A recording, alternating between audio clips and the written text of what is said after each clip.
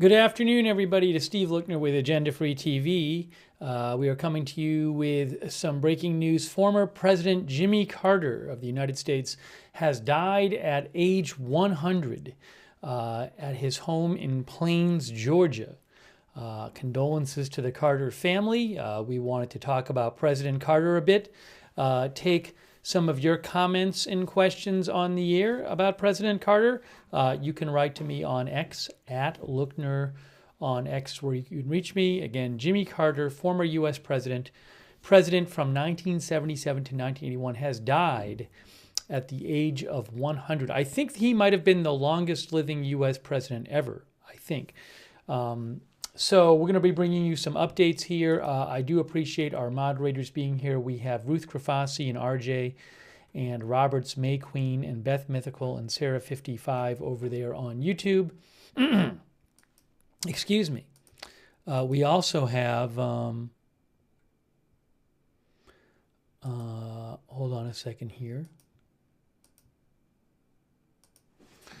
We also have on Twitch moderating Idaho Star and Surly Dev, thank you. And over there on Linda Belk and Larry on X, and over there on Facebook, we have our moderators there, Kay Larry Body and our other moderators, thank you. And you know what I actually just saw? There is a shot of the White House that Reuters is showing a shot of the White House. Now, I see the flag is at half-mast at the White House. Was that already there for something else, or was that just there for this? That I don't know. I'll show you actually. Let me just show you right now. Hold on. I need to get you the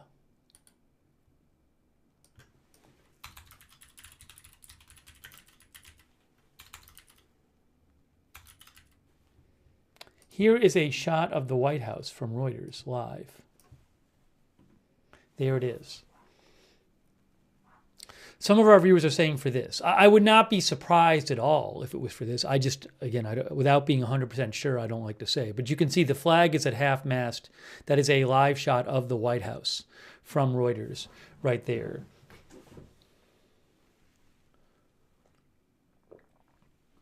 Serge Deb says, I'm sure it was for this.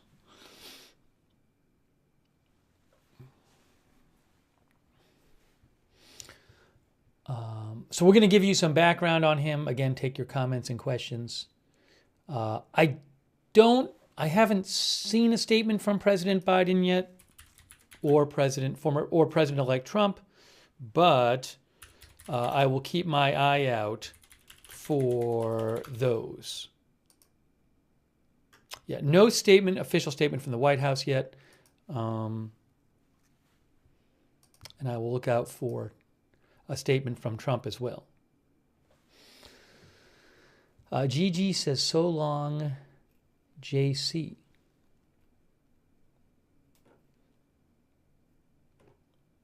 Thank you, by the way, to Kerry Poteet. Thank you, Kerry. And QB Love Souls, who says, rest in peace, Mr. Carter. Kenneth Colton says, 100 years old. What an amazing life.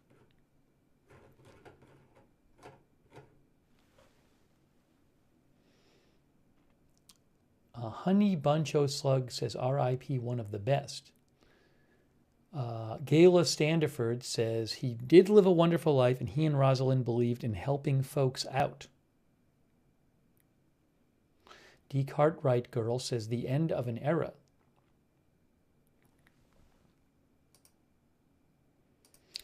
Let me check something real quick here. Then we'll get you some more background.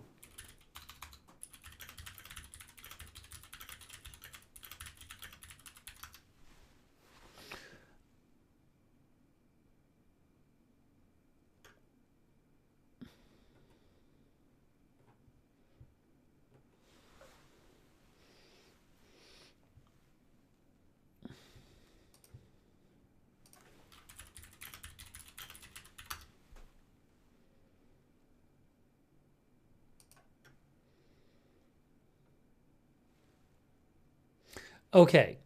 You can see here, AP has a headline.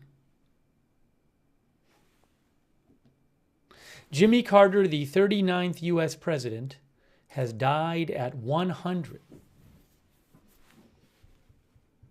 Peasy Wheat says, we have his poetry book he signed back in the day.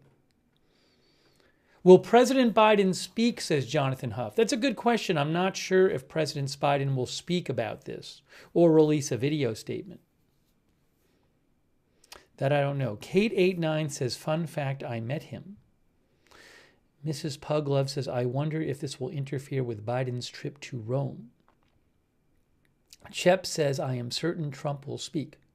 There will be a funeral, too.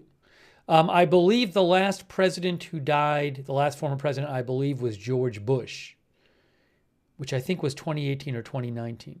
Well, I'll get you some more information. Yes, there will be a funeral from what I understand, Teresa Gregory.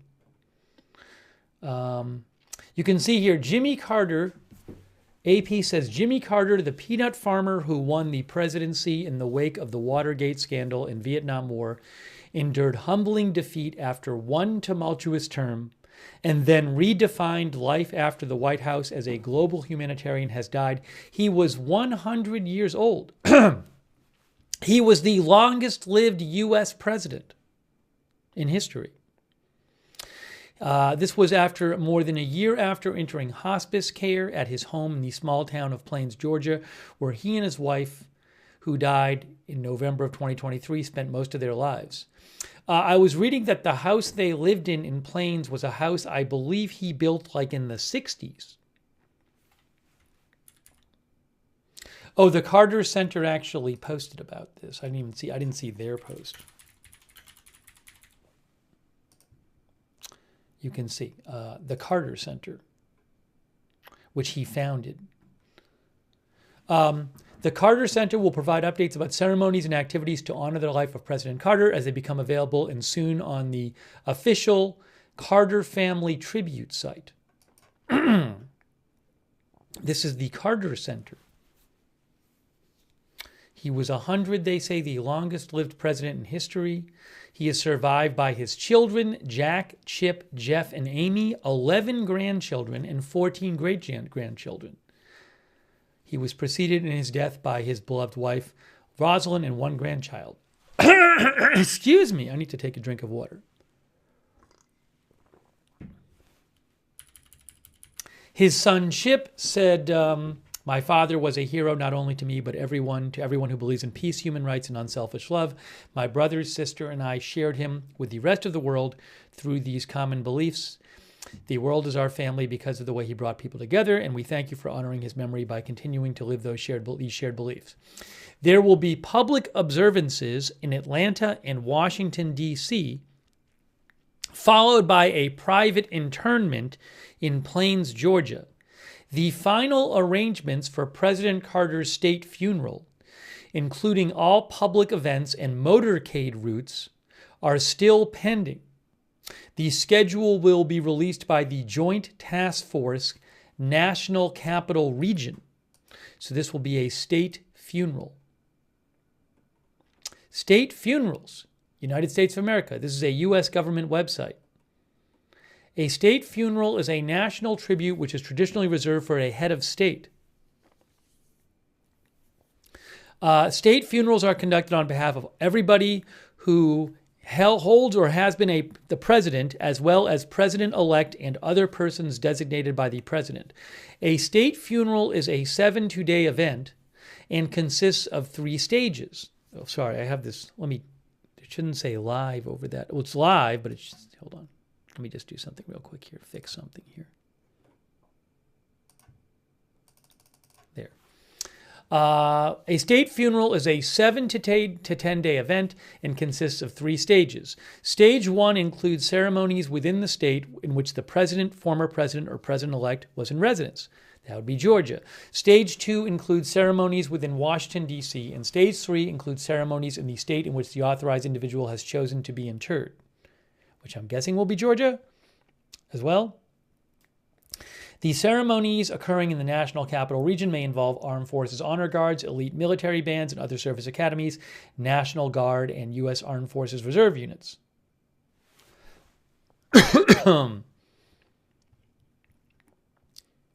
So again, there will be a state funeral for Jimmy Carter.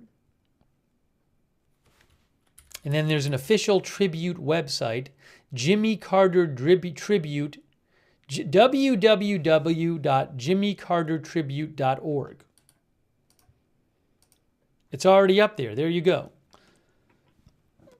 James Earl Carter, 1924-2024, 39th president. You can go to jimmycartertribute.org. jimmycartertribute.org is where you can see the tribute website.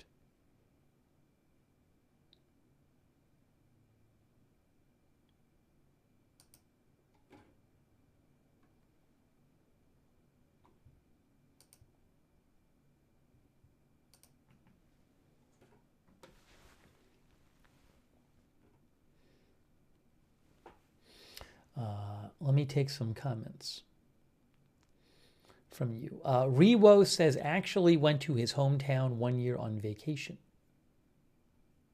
Mikhail thinks he was responsible for the current regime in Iran. Will government offices be closed tomorrow? I haven't heard anything about that, but I don't know for sure. Yes, as our viewer Teresa Gregory says, condolences to his family.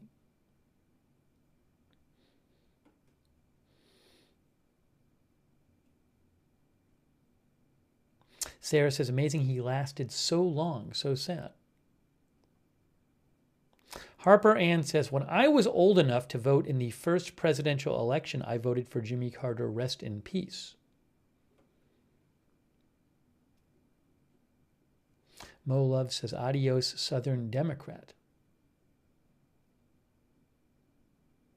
Kelly McAlien says, a very good man. I wish he had been more foreign policy savvy. Tell One says, regardless of party, Carter was a true American and a good man. Sam Nania says, sad to hear about President Carter. While I believe his policies were horrible, he was a great human being. Adrienne says, Carter was more like everyday people than most presidents, a peanut farmer and a president awesome.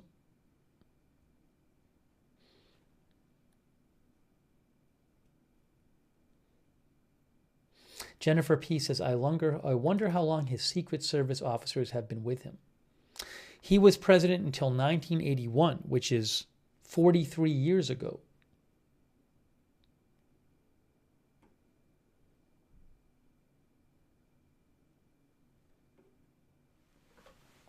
Dust Spirit says, condolences from, where is that? Denmark?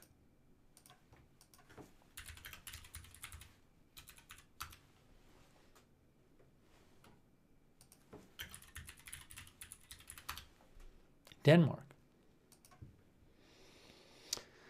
Iconoclasm said they had that ready. Yeah, I mean, he has been on hospice care for a while, I believe, right? Because I think he stopped getting medical treatment a while back.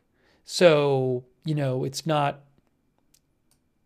it's, you know, I think that news organizations probably expected that at some point, you know, in the not too distant future, he might pass away. All right, let's read you a little more about him. Again, he was the longest lived American president. He died at his home in the small town of Plain, Georgia, where he and his wife, Rosalind, who died at 96 last year, spent most of their lives. He died peacefully surrounded by his family. Businessman, Navy officer, evangelist, politician, negotiator, author, woodworker, citizen of the world. AP says Carter forged a path that still challenges political assumptions and stands out among the 45 men who reached the nation's highest office.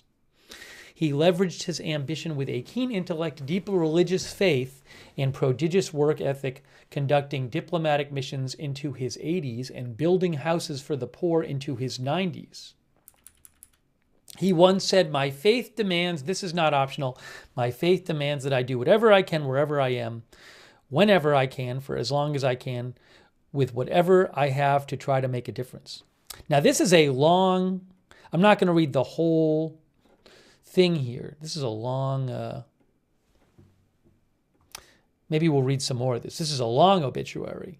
Maybe I can find a bit of a shorter version here. Little shorter summary. Yeah, here's a shorter summary. We can maybe go talk about some of the longer one in a second. But Reuters says Jimmy Carter, former U.S. president and Nobel Peace Prize recipient, dead at 100. They say Jimmy Carter, the earnest Georgia peanut farmer who as U.S. president, struggled with a bad economy and the Iran hostage crisis, but brokered peace between Israel and Egypt and later received the Nobel Peace Prize for his humanitarian work, died at his home at Plains, Georgia on Sunday. The Carter Center said he was 100 years old. I read you the quote from his son already. There will be a public observances in Atlanta and Washington, and then a private interment in Plains, Georgia.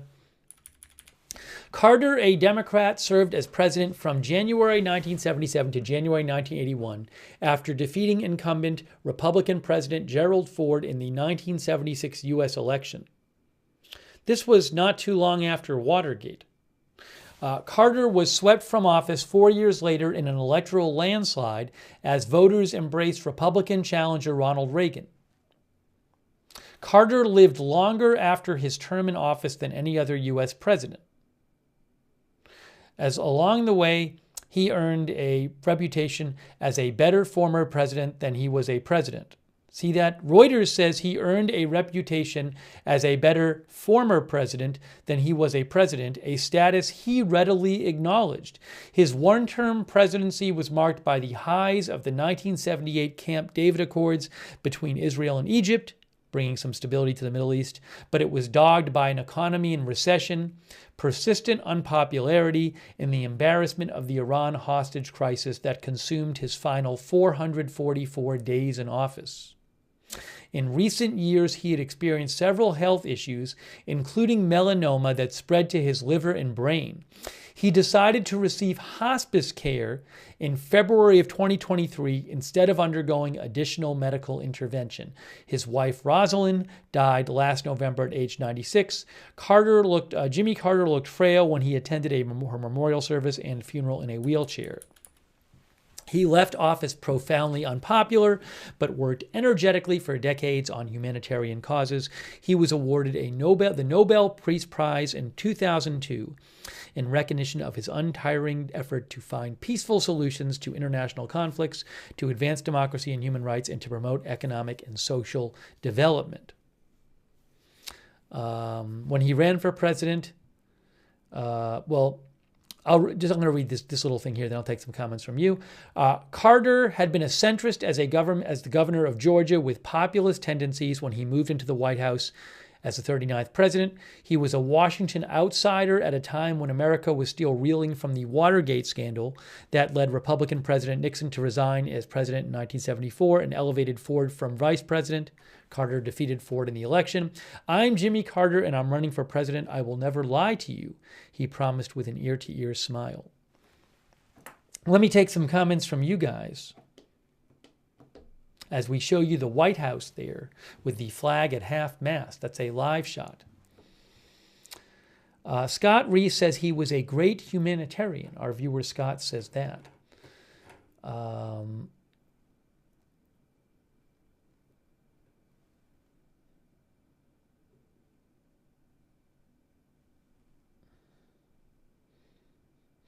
Rewo thinks he was the worst economic president.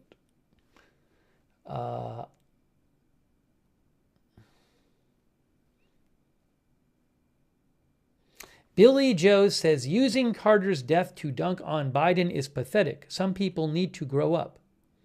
CR says a humble man, he ably embraced his imperfections.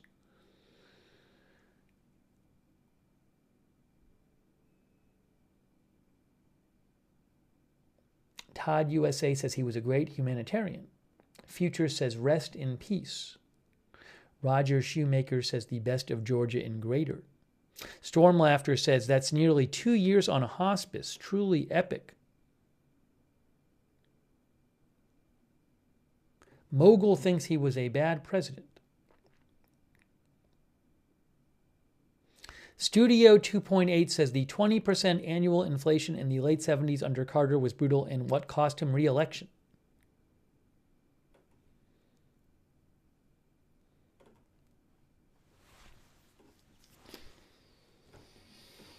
By the way, thank you to PZ Papa Zulu for the gift memberships. Thanks to our member Viral Dogs. Yes, he is going to have a state funeral. Also thanks Captain Jerry Donnelly. Captain Jerry Donnelly says, I enlisted under President Carter in September 1979, served through Trump. Thank you for your service, Captain Jerry Donnelly.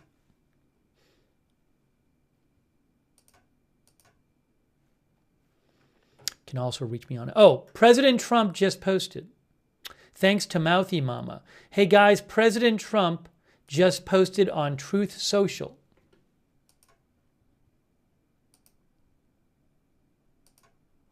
Here is the statement from President-elect Trump.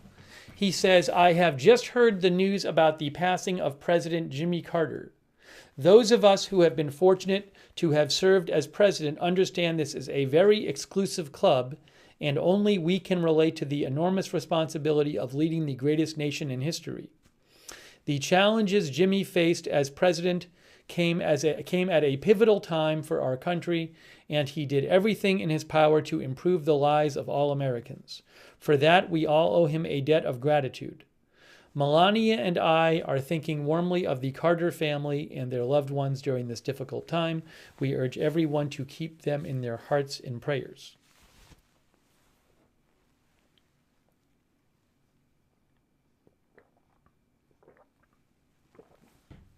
So I would say it's a very non-political comment from President-elect Trump.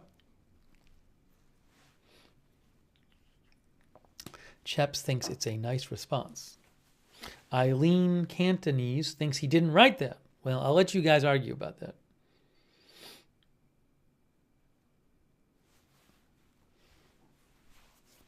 But that is the statement.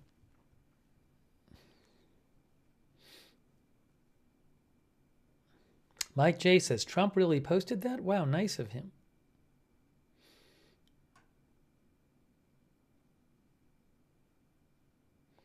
Chemo says Carter was a decent man. We don't have many decent people in politics these days.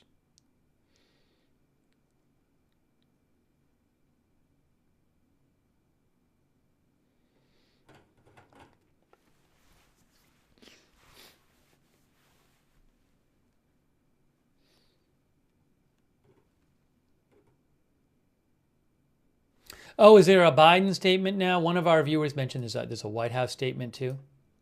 Yes, we have a statement from the White House, too. Statement by President Biden and First Lady Jill Biden on the passing of former President Jimmy Carter. The Bidens say, today America and the world lost an extraordinary leader, statesman, and humanitarian. Over 6 decades, we had the honor of calling Jimmy Carter a dear friend.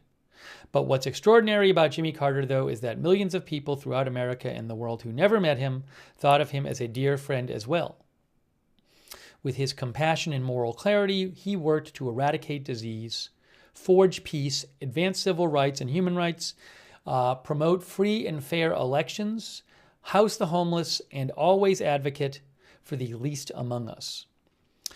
He saved, lifted, and changed the lives of people all across the globe. He was a man of great character and courage and hope and optimism.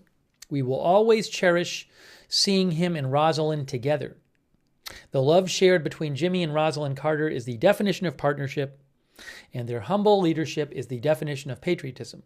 We will miss them both dearly, but take solace knowing they are reunited once again and will remain forever in our hearts.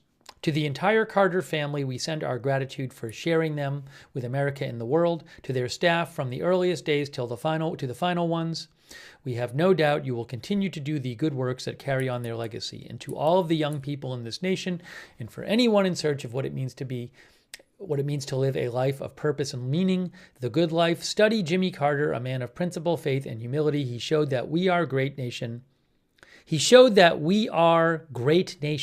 I think it's supposed to be we are a great nation because we are a good people, decent and honorable, courageous and compassionate, humble and strong. To honor a great American, I will be ordering an official state funeral to be held in Washington, D.C. for James Earl Carter, 39th President of the United States, 76th Governor of Georgia, Lieutenant of the United States Navy, graduate of the United States Naval Academy, and favorite son of Plains, Georgia, who gave his full life in service to God and country. So this will be a state funeral coming up. We talked about state funerals earlier. The government website here, this government website which talks about state funerals, says it's a tribute, a national tribute traditionally reserved for head of state.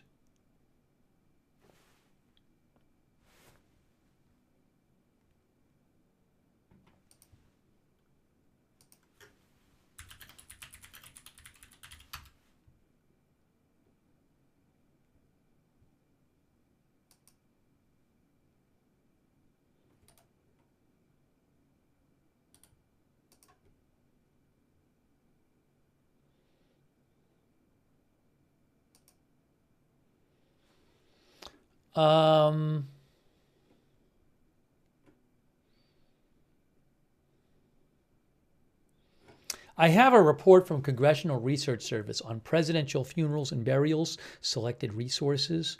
And they say, this is from 2023, they say that most recently, following the death of President Bush in 2018, November 2018, Trump announced that death and issued a proclamation that U.S. flags on all federal facilities be flown at half-staff for 30 days. There was a national day of mourning. Oh, there was a closing of federal offices and agencies on the National Day of Mourning. So I would assume that might be like, here, look down here. Since at least 1969, the year of Dwight Eisenhower's death, the incumbent president has issued an executive order, a proclamation, or both, providing for a temporary closure of government departments and agencies.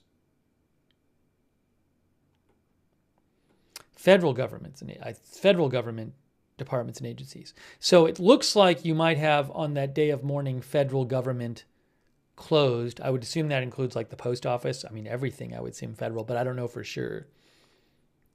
I mean, obviously there's going to be some,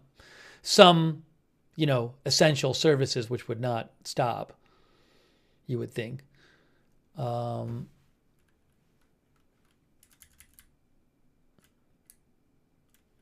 It also says here, many variations and combinations of ceremonies and traditional events and activities honoring the former president are possible. A short list of these possibilities includes a former president's remains may lie in repose for one day, then be moved to the Capitol Rotunda to lie in state, during which a funeral ceremony and public viewing may occur.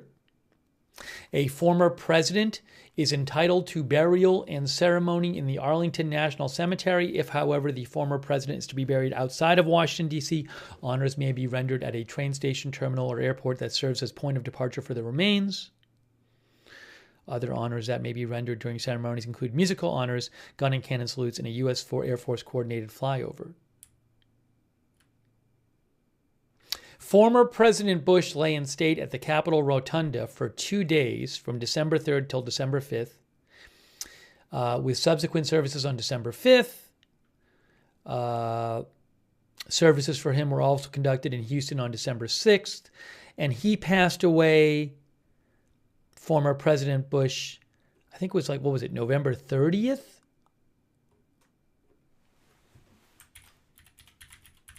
Of that year? Hold on.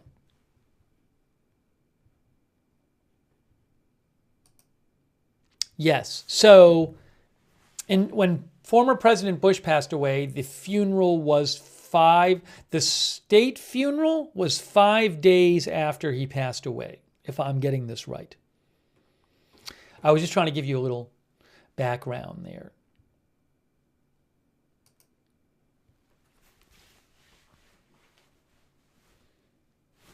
And then today is the 29th, and today is a Sunday. So I don't know if the holiday makes a difference, but maybe there'd be a state funeral at the end of this week or the beginning of next week or something.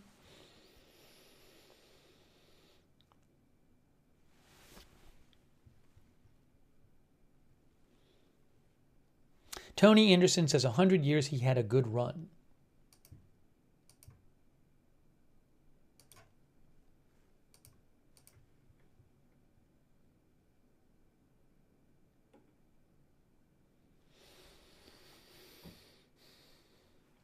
Storm Laughter thinks it will be Friday.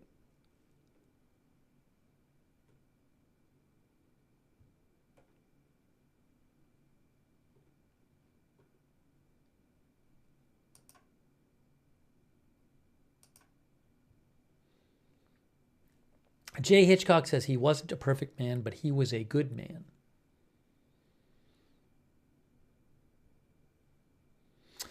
Knees Newstone says, I did like Jimmy Carter, all peanut farmer jokes aside, and God bless Amy Carter.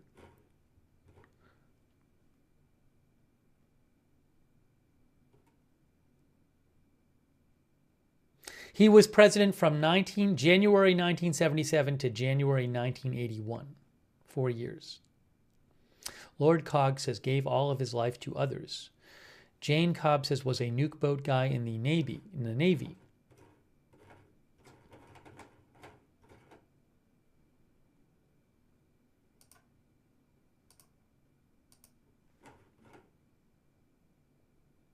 Thanks, by the way, to Teppy9076. Teppy says, I wonder when the services will be. Again, if it's roughly similar timing to Bush, the last president who passed away, maybe end of this week, beginning of next week.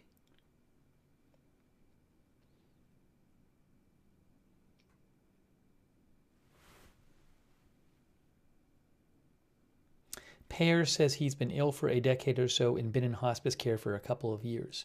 I wanted to show you guys a little more of what Reuters had to say about him.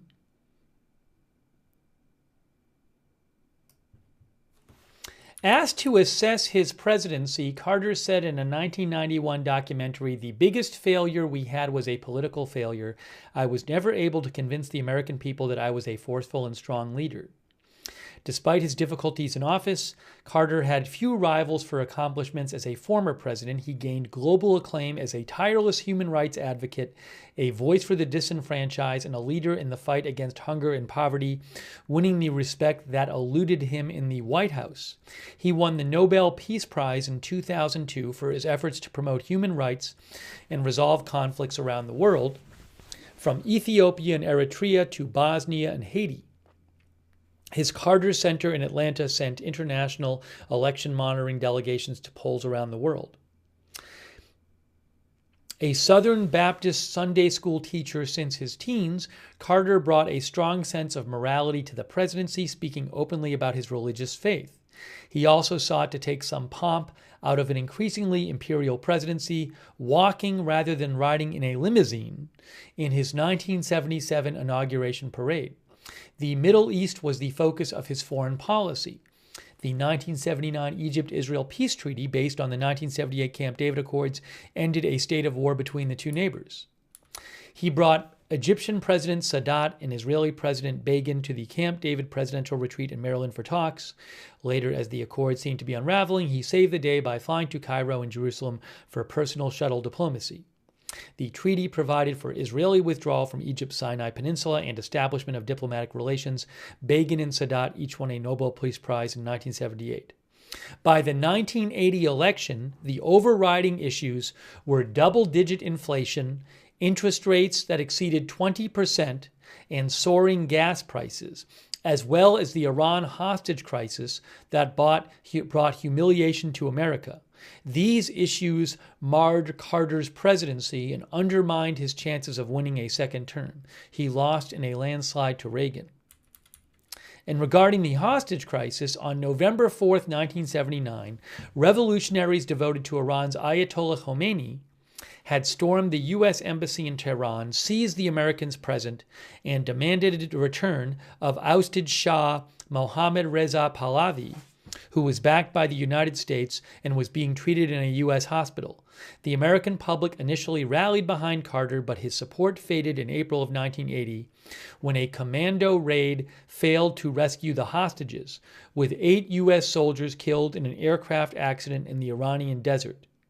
Carter's final shame, was that Iran held the 52 hostages until minutes after Reagan took his oath of office on January 20th, 1981 to replace Carter, then released the planes carrying them to freedom. In another crisis, Carter protested the former Soviet Union's 1979 invasion of Afghanistan by boycotting the 1980 Olympics in Moscow. He also asked the U.S. Senate to defer consideration of a major nuclear arms accord with Moscow. Unswayed, the Soviets remained in Afghanistan for a decade. Something else about Carter. Carter won narrow Senate approval in 1978 of a treaty to transfer the Panama Canal to the control of Panama, despite critics who argued the waterway was vital to American security. Former President-elect Trump has been talking about this a bunch lately, this topic. Carter also completed negotiations on full U.S. ties with China. Carter created 2 new U.S. cabinet departments, education and energy. Amid high gas prices, he said America's energy crisis was the moral equivalent of war and urged the country to embrace conservation. Ours is the most wasteful nation on earth, he told Americans in 1977. In 1979, Carter delivered what became known as his malaise speech to the nation, although he never used that word. After listening to the American people, I have been reminded again that all the legislation in the world can't fix what's wrong with America, he said in his televised address. The threat is nearly invisible in ordinary ways. It is a crisis of confidence. It is a crisis that strikes at the very heart and soul and spirit of our national will. The erosion of our confidence in the future is threatening to destroy the social and political fabric of America, he said. As president, the straight-laced Carter was embarrassed by the behavior of his hard-drinking younger brother Billy Carter, who had boasted, "I got a redneck, White Sox, and blue ribbon beard." We'll read you a little more background about him. I'm going to take some more comments from you guys. As you can see, the flag at half-mast in the White House in that live shot right there. Former President Carter has died at the age of 100. Oh, I might have some other shot too. Hold on a second. I'm seeing a shot of the Capitol as well. Now, hold on a second here.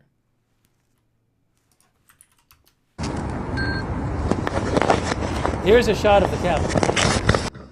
Now, it looks like maybe the Capitol flag is not at half-mast, but maybe it will be. I don't know.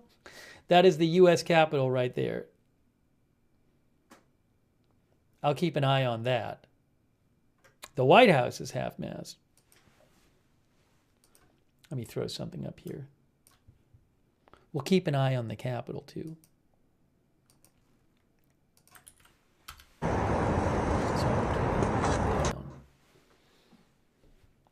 Trace Meat says Billy Beer was awful.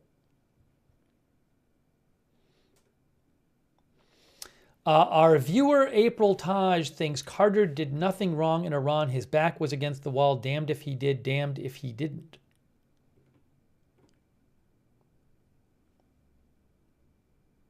Paul Wright says we honor every person that's elected to the office of president.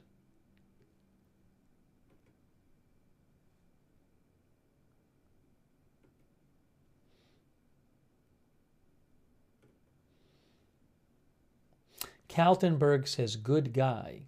Alvin Mann says, he seems like he was a good man. Anthony Bishop says, so what? So wait, Carter gave the Panama Canal back to his people? Sorry. Anthony Bishop says, so wait, Carter gave the Panama Canal back to its people? How awful. Anthony's being sarcastic there.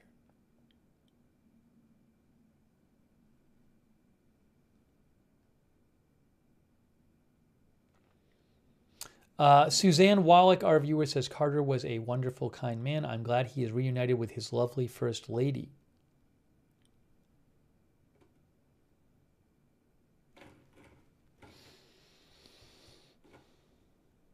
We are bringing you some live coverage here. Thank you to our member, Todd USA. Thank you to our moderators right now.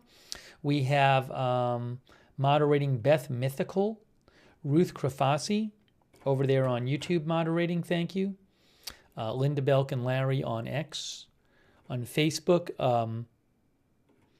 we have Margaret Riley modding, Kay Lowry Body. Thank you for modding over there. And on Twitch, we have Idaho Star, Sarah, and Surly Dev. Also, thanks to Love Francis 2 for the community sub on Twitch. Thank you, Love Francis 2. Taking some of your comments right now.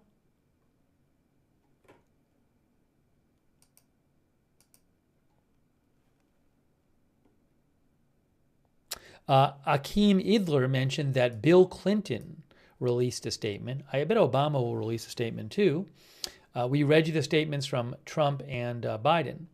So Bill Clinton says, Bill and Hillary Clinton released a statement. There we go. Statement from President Clinton and Secretary Clinton, the Clintons. Hillary and I mourn the passing of President Jimmy Carter and give thanks for his long, good life. Guided by his faith, President Carter lived to serve others until the very end. From his commitment to civil rights as a state senator and governor of Georgia, to his efforts as president to protect our national resources in the Arctic National Wildlife Refuge, make energy conservation a national priority, return the Panama Canal to Panama, and secure peace between Egypt and Israel at Camp David, to his post-presidential efforts at the Carter Center supporting honest elections, advancing peace, combating disease, and promoting democracy, to his and Rosalind's devotion and hard work at Habitat for Humanity. He worked tirelessly for a fairer, better world. Hillary and I met President Carter in 1975 and were proud early supporters of his presidential campaign. I will always be proud to have presented the Medal of Freedom to him and Rosalind in 1999 and to have worked with him in the years after he left the White House. Our prayers are with Jack, Chip, Jeff, Amy, and their families. That is from the Clintons. Jay Hitchcock says President Carter built 4,300 homes with Habitat for Humanity. That's what our viewer Jay Hitchcock says.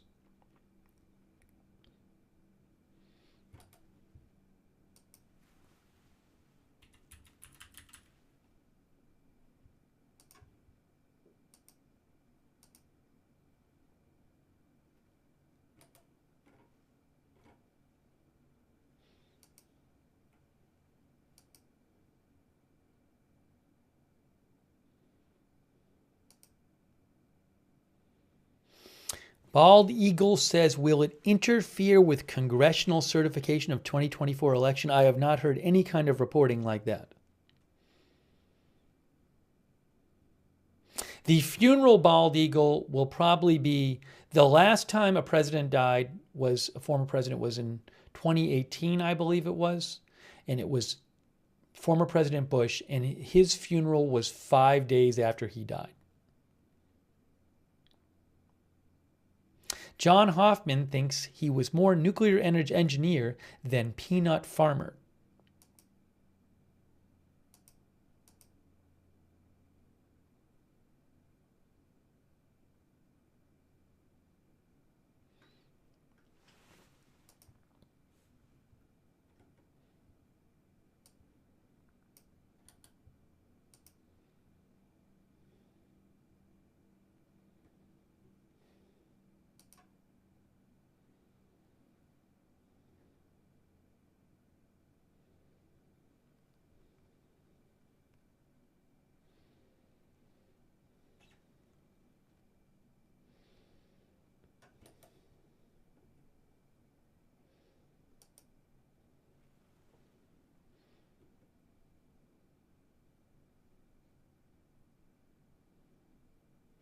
One of our viewers claimed that the flag is never flown at half-mast unless a president or ex-president dies. I don't believe that's true. So this is from USA.gov. This is a government website. And it says, The American flag flies at half-staff or half-mast when the country or a state is in mourning. The president, a state governor, or the mayor of a District of Columbia can order flags to fly at half-staff. In most cases, American flag flying at half-staff marks one of three observances: the death of a government official, military member, or emergency first responder, a national tragedy, Memorial Day, or other national day of remembrance.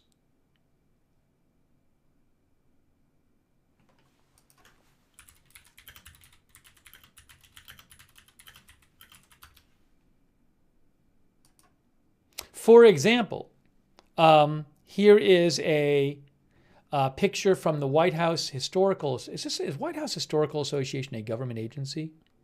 No, it's private, nonprofit. Anyways, the White House Historical Association has a picture of the flag at half-staff in 2020 on September 11th at the White House, in observance of September 11th, which obviously was September 11th, 2020 was not a day that a president died, or a former president, but the flag was at half-staff in the White House that day.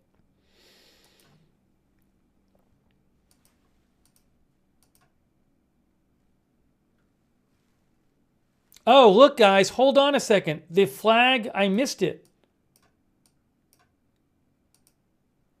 The flag got lowered at the Capitol. I bet I can show that to you. The flag at the Capitol is now at half-staff. I'm going to show you them lowering it. I'll get the clip of it. But a few minutes ago, they just lowered the flag. Now, when was this?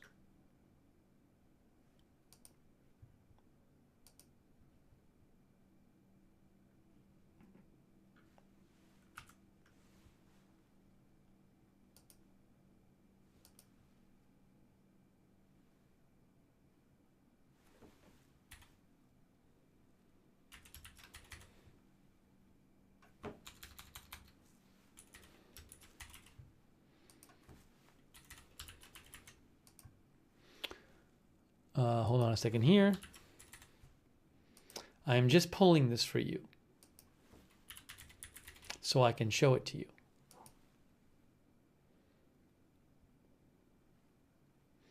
Is this working? I hope. Okay, I think that's working.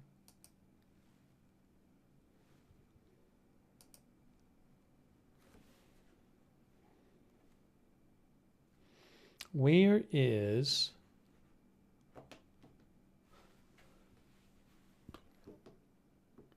Why am I seeing... What in the world? Hold on a moment here. Hold on a moment here. There's too many things going on. We don't need that.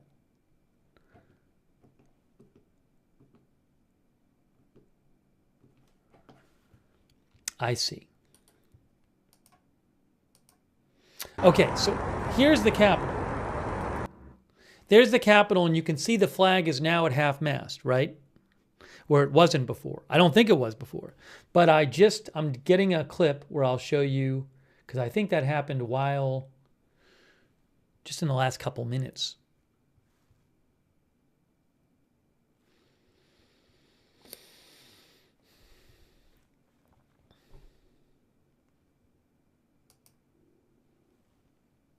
Where is my...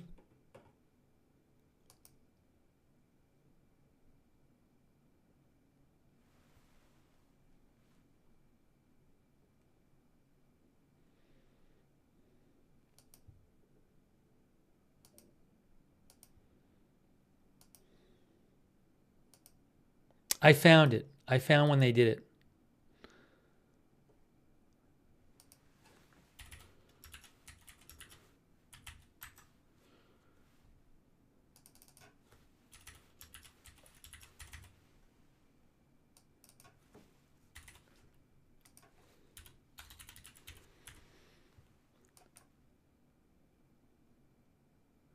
Let's see if this works.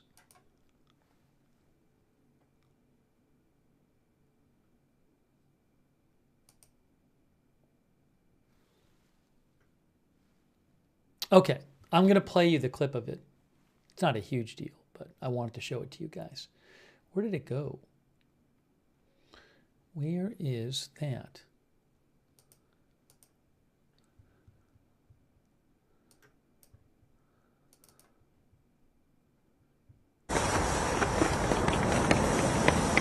This was a couple minutes ago. Uh-oh. So this is a couple minutes ago. Here's the replay of from Reuters of when they lowered it.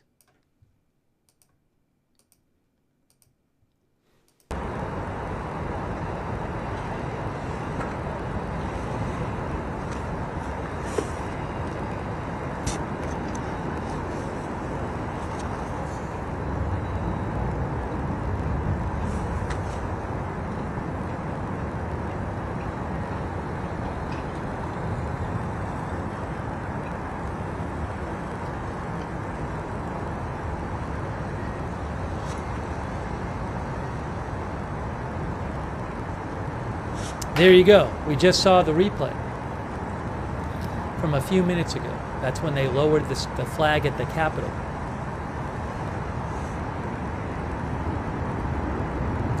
And then here's the live shot. That's the live shot right there. And then the other live shot is the White House. Here's the White House.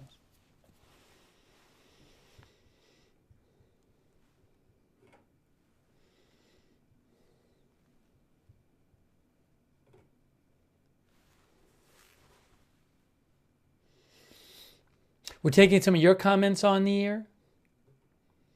At Lookner on X, you can reach me there. Let's see here. The Carter Library is in, I think, Atlanta.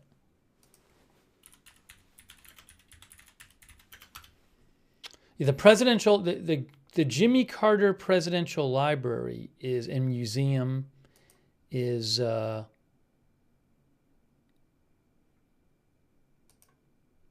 it's in Atlanta, right?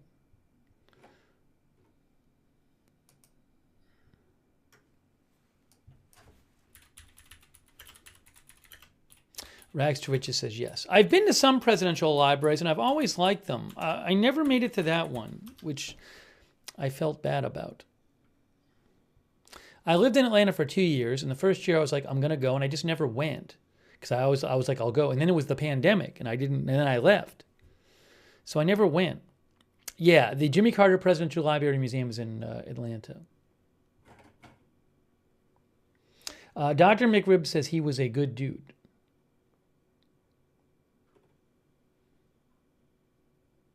Haley says Jimmy Carter was a decent man. Matt, Southeast Kentucky, says a good man who uplifted others.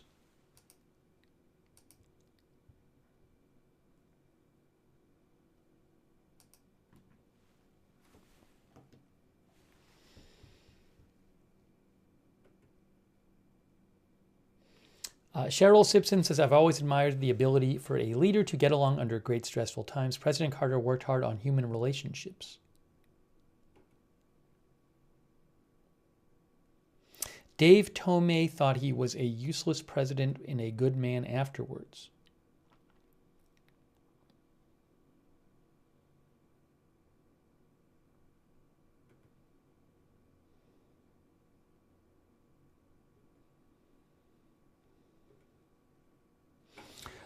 Quick thanks to our new member, Mark Rich, also Captain Jerry Donnelly,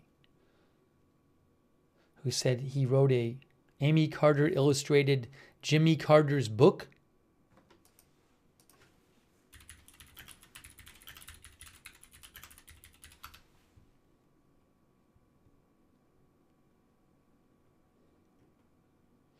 There is a book called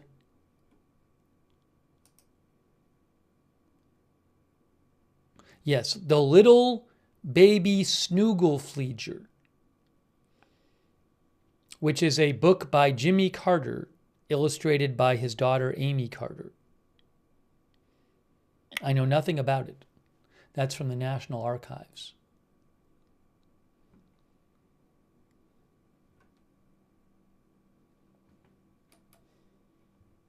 Danny Henry says he stopped 3 Mile Island from melting down.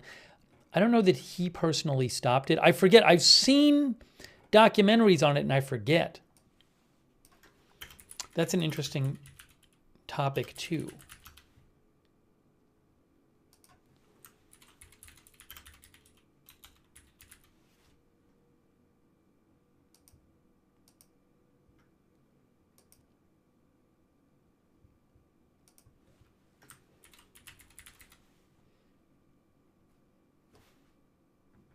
You can see 3 Mile Island accident, which happened in 1979 while he was president.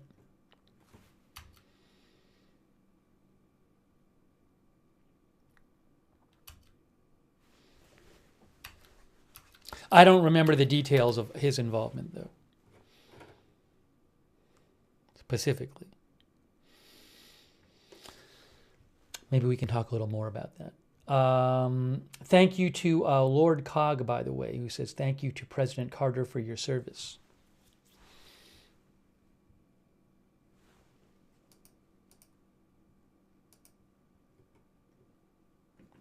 Reuters gives a little background here about him in their article. This is from Reuters. They say Carter withstood a challenge from Massachusetts Senator Edward Kennedy for the 1980 presidential nomination, but was politically diminished heading into his general election battle against a vigorous Republican adversary. Reagan, the conservative who projected an image of strength, kept Carter off balance during their debates before the November 1980 election.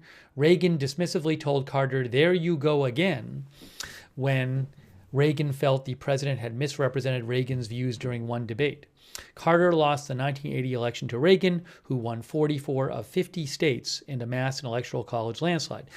Jimmy Carter was born James Earl Carter on October 1st, 1924 in Plains, Georgia, one of 4 children of a farmer and shopkeeper. He graduated from the U.S. Naval Academy in 1946. He served in the nuclear submarine program and left to manage the family peanut farming business. Quite a life. He married his wife Rosalind in 1946. They were married almost 80 years. A union he called the most important thing in my life. They had 3 sons and a daughter. Carter became a millionaire, a Georgia state legislator, and Georgia's governor from 1971 to 1975. He mounted an underdog bid for the 1976 Democratic presidential nomination and out-hustled his rivals for the right to face Ford in the general election.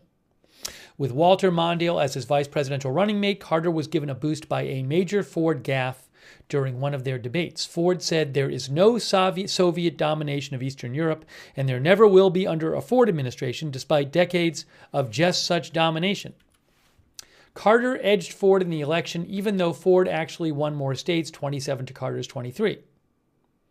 Not all of Carter's post-presidential work was appreciated. Former President George W. Bush and his father, former President George H.W. Bush, both Republicans, were said to have been displeased by Carter's freelance diplomacy in Iraq and elsewhere. In 2004, Carter called the Iraq War, launched in 2003 by the younger Bush, one of the most gross and damaging mistakes our nation ever made. He called George W. Bush's administration the worst in history and said Vice President Dick Cheney was a disaster for our country. In 2019, Carter questioned Republican Donald Trump's legitimacy as president, saying he was put into office because the Russians interfered on his behalf. Trump responded by calling Carter a terrible president. Carter also made trips to communist North Korea. A 1994 visit diffused a nuclear crisis as President Kim Il-sung agreed to freeze his nuclear program in exchange for resumed dialogue with the U.S. That led to a deal in which North Korea, in return for aid, promised not to restart its nuclear reactor or reprocess the plant's spent fuel. But Carter irked President Clinton's administration by announcing the deal with North Korea's leader without first checking with Washington.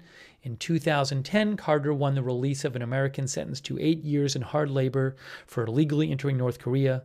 Carter wrote more than 24 books, ranging from a presidential memoir to a children's book and poetry, as well as works about religious faith and diplomacy. Just a little background there from Reuters. You can see the flag at half staff at the White House and at the Capitol in these live shots.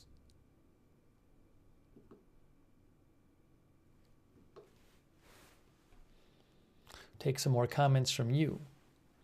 Former President Carter dead at the age of 100. Again, condolences to his family.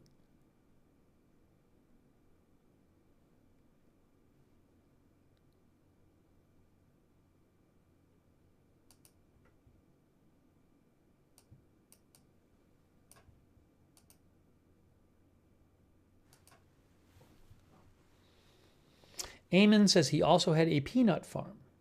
He ran a peanut farm.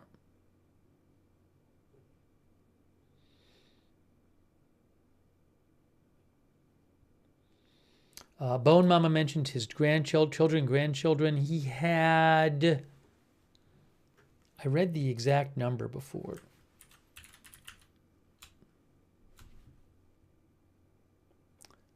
I think it was like 13, was it 13 grandchildren?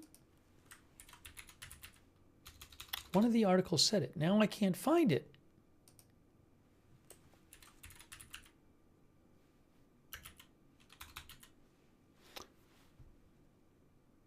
Maybe it was the Carter Center post that had it.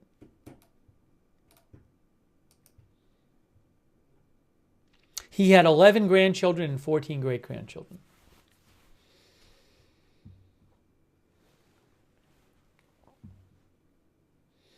Rise Above says, amazing human being he was, rest in heaven, saint. Nana of Nine Munchkin says, good hardworking man, better farmer than president.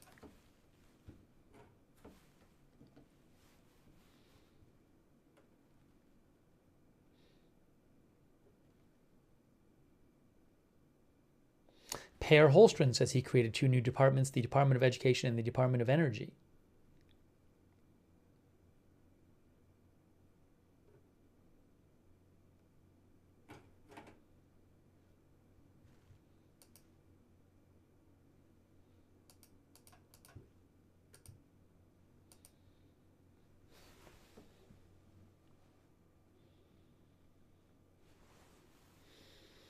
Let me skim through here a little bit. Some of the things that AP says, the peanut farmer who won the presidency in the wake of Watergate scandal in the Vietnam War, endured humbling defeat after one tumultuous term and then redefined life after the White House. He was the longest-lived president. Biden said he will order a state funeral for Carter in Washington.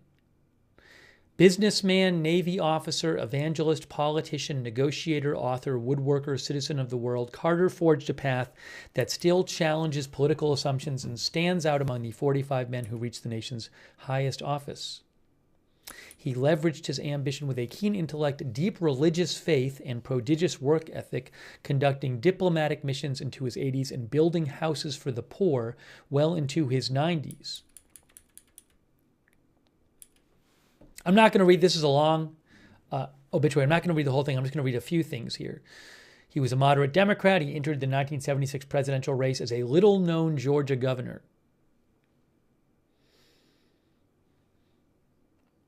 His no-frills campaign depended on public financing and a promise not to deceive the American people resonated. His promise not to deceive the American people resonated after Richard Nixon's disgrace and U.S. defeat in Southeast Asia. He said, if I ever lie to you, if I ever make a misleading statement, don't vote for me. He narrowly defeated Gerald Ford, who had lost popularity pardoning Nixon. Carter governed amid Cold War pressures, turbulent oil markets, and social upheaval over racism, women's rights, and America's global role. His most acclaimed achievement in office was a Mideast peace deal that he brokered by keeping Egyptian President Anwar Sadat and Israeli Prime Minister Menachem Begin at the bargaining table for 13 days in 1978. That Camp David experience inspired the post-presidential center where Carter would establish so much of his legacy. Yet Carter's electoral coalition splintered under double-digit inflation, gasoline lines, and the 444-day hostage crisis in Iran. His bleakest hour came when 8 Americans died in a failed hostage rescue in April 1980, helping to ensure his landslide defeat to Republican President Reagan.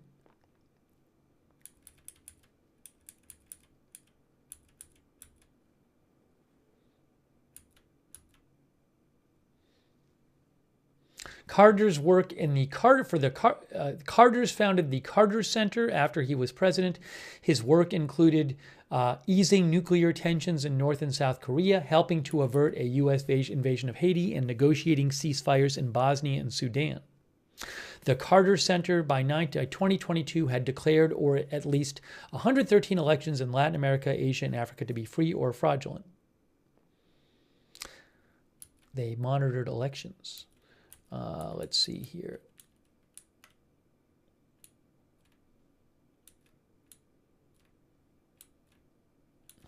The common assessment that he was a better ex-president than President rankled Carter and his allies.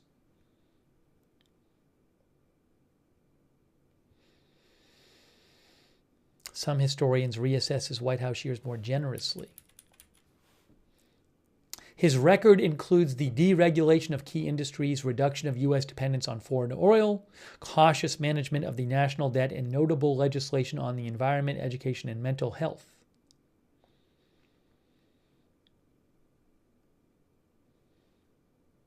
He focused on human rights and foreign policy, pressuring dictators to release thousands of political prisoners. He acknowledged America's historical imperialism, pardoned Vietnam War draft evaders, and relinquished control of the Panama Canal. He normalized relations with China.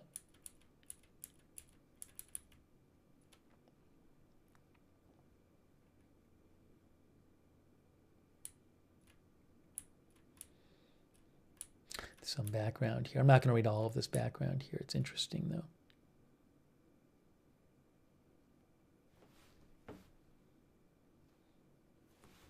Little about Iran here. Carter couldn't immediately tame inflation or the related energy crisis. And then came Iran. After he admitted the exiled Shah of Iran to the U.S. for medical treatment, the American embassy in Tehran was overrun in 1979 by followers of Ayatollah Khomeini. Negotiations to free the hostages broke down repeatedly ahead of the failed rescue attempt.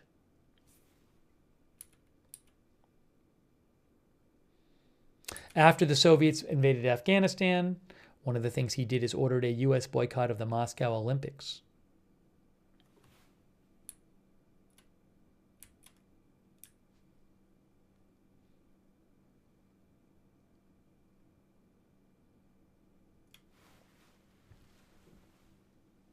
Moments in Trading, our viewer says, Dan Aykroyd used to do a perfect Carter impression on the original SNL shows. Pam Turner thinks we were blessed to have him in the world. Roger Shoemaker says he was a national treasure.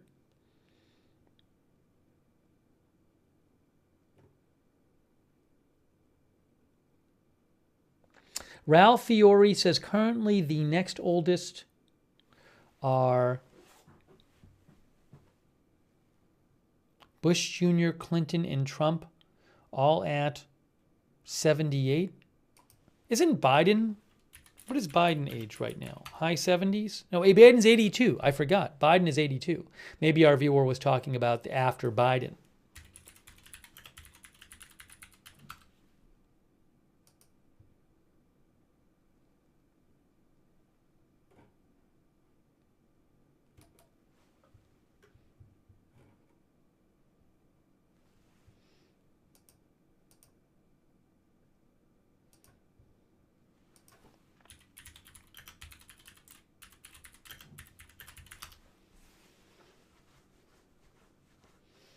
Yes, after Biden, Clinton is 78, Bush is 78, and Trump is 78. And Obama is 63.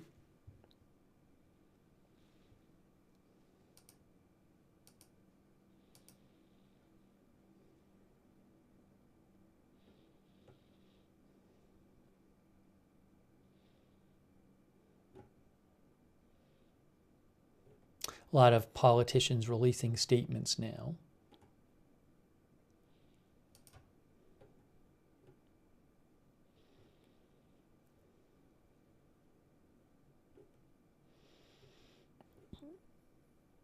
We read you statements from Trump, from Clintons, from Biden.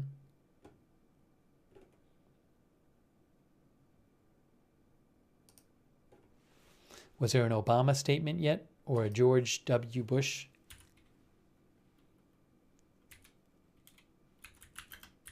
statement?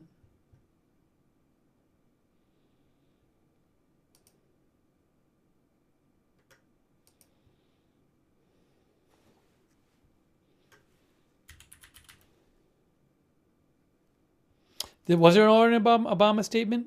Oh, here we go. Here is a statement from the Obamas. Our statement on the passing of President Carter. This is from written by Barack Obama. I think it's from both of the Obamas. They said, for decades you could walk into Marantha Baptist Church in Plains, Georgia on some Sunday mornings and see hundreds of tourists from around the world crammed into the pews, and standing in front of them asking with a wink if there were any visitors this morning would be President Jimmy Carter, preparing to teach Sunday school just like he had done for most of his adult life. Some who came to hear him speak were undoubtedly there because of what President Carter accomplished in his 4 years in the White House, the Camp David Accords he brokered that reshaped the Middle East, the work he did to diversify the federal judiciary, including nominating a pioneering women's rights activist and lawyer named Ruth Bader Ginsburg to the federal bench, the environmental reforms he put in place, becoming one of the first leaders in the world to recognize the problem of climate change. Others were likely there because of what President Carter accomplished in the longest and most impactful post-presidency in American history, monitoring more than 100 elections around the world, helping virtually eliminate guinea worm disease, an infection that had haunted Africa for centuries, becoming the only former president to earn a Nobel Peace Prize, and building or repairing thousands of homes in more than a dozen countries, with his beloved Rosalind as part of Habitat for Humanity. But I'm willing to bet that many people in that church on Sunday morning were there, at least in part because of something more fundamental, President Carter's decency. Elected in the shadow of Watergate, says former President Obama, Jimmy Carter promised voters that he would always tell the truth, and he did, advocating for the public good, consequences be damned. He believed some things were more important than re-election, things like integrity, respect, and compassion, because Jimmy Carter believed as deeply as he believed in anything that we are all created in God's image. Former President Obama says, whenever I had a chance to spend time with President Carter, it was clear he didn't just profess these values, he embodied them. And in doing so, he taught all of us what it means to live a life of grace, dignity, justice, and service. In his Nobel acceptance speech, President Carter said, God gives us the capacity for choice. We can choose to alleviate suffering. We can choose to work together for peace. He made that choice again and again over the course of his 100 years, and the world is better for it. Maranatha Baptist Church will be a little quieter on Sundays, but President Carter will never be far away, buried alongside Rosalind next to a willow tree down the road, his memory calling all of us to heed our better angels. Michelle and I send our thoughts and prayers to the Carter family and everyone who loved and learned from this remarkable man. That is from Barack Obama.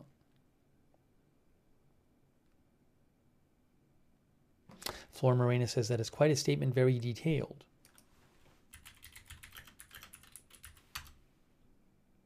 Kendra said, well said.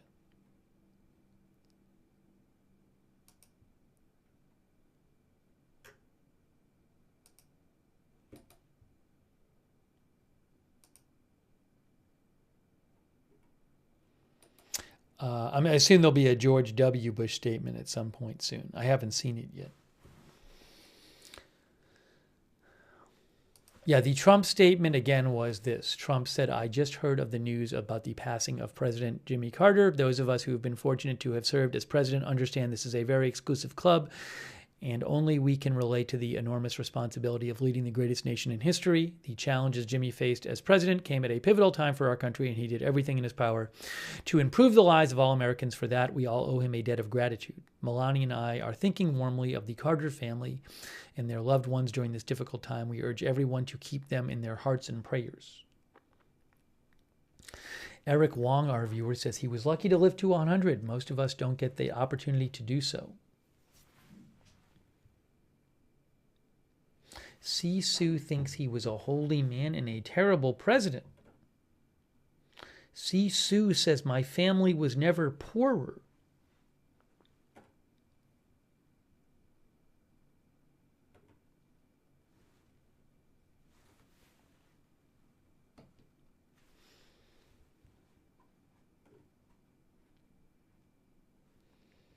Thank you, Cheyenne Perez. Cheyenne says, not every president has been as much of a humanitarian as President Carter. His kindness and generosity is his legacy, and may he rest in power. Thank you also, Loki 1988, who says, rest in peace, President Carter. And Damian Gruner. Damian Gruner says, a lot of focus on this and not enough on the wars going on around the world, etc. Would like to see more varied coverage. Thank you. So Damian says, because I have spent how much time? An hour and 17 minutes covering this, and I don't believe I've covered this story before about President Carter. Damian says there's a lot of focus on this story and not enough on the wars going on around the world, which I've covered in our previous streams for months. So I'm sorry you're unhappy with the coverage, Damian Gruner. Thank you for your support, however.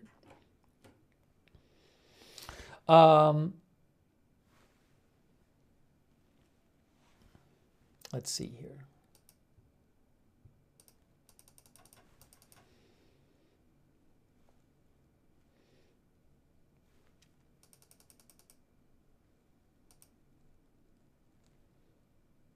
Antonio 784 says, long gas lines, that's what I remember.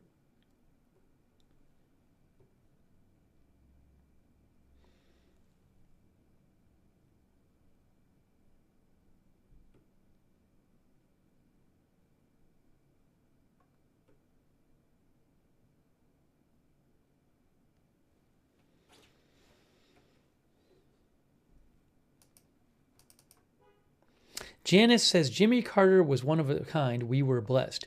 Oh, Autism Mommy mentioned that C-SPAN had a statement from George W. Bush. I looked on his social media and I didn't see it, but maybe I just didn't look at the right one. So thanks, Autism Mommy. According to C-SPAN, George W. Bush, former President George W. Bush said, Laura and I send our heartfelt condolences to Jack, Chip, Jeff, Amy, and the entire Carter family. James Earl Carter Jr. was a man of deeply held convictions. He was loyal to his family, his community, and his country. President Carter dignified the office. And his efforts to leave behind a better world didn't end with the presidency. His work with Habitat for Humanity and the Carter Center set an example of service that will inspire Americans for generations. We join our fellow citizens in giving thanks for Jimmy Carter and in prayer for his family. That is from President George W. Bush. Tactic says, my grandpa and grandma loved him.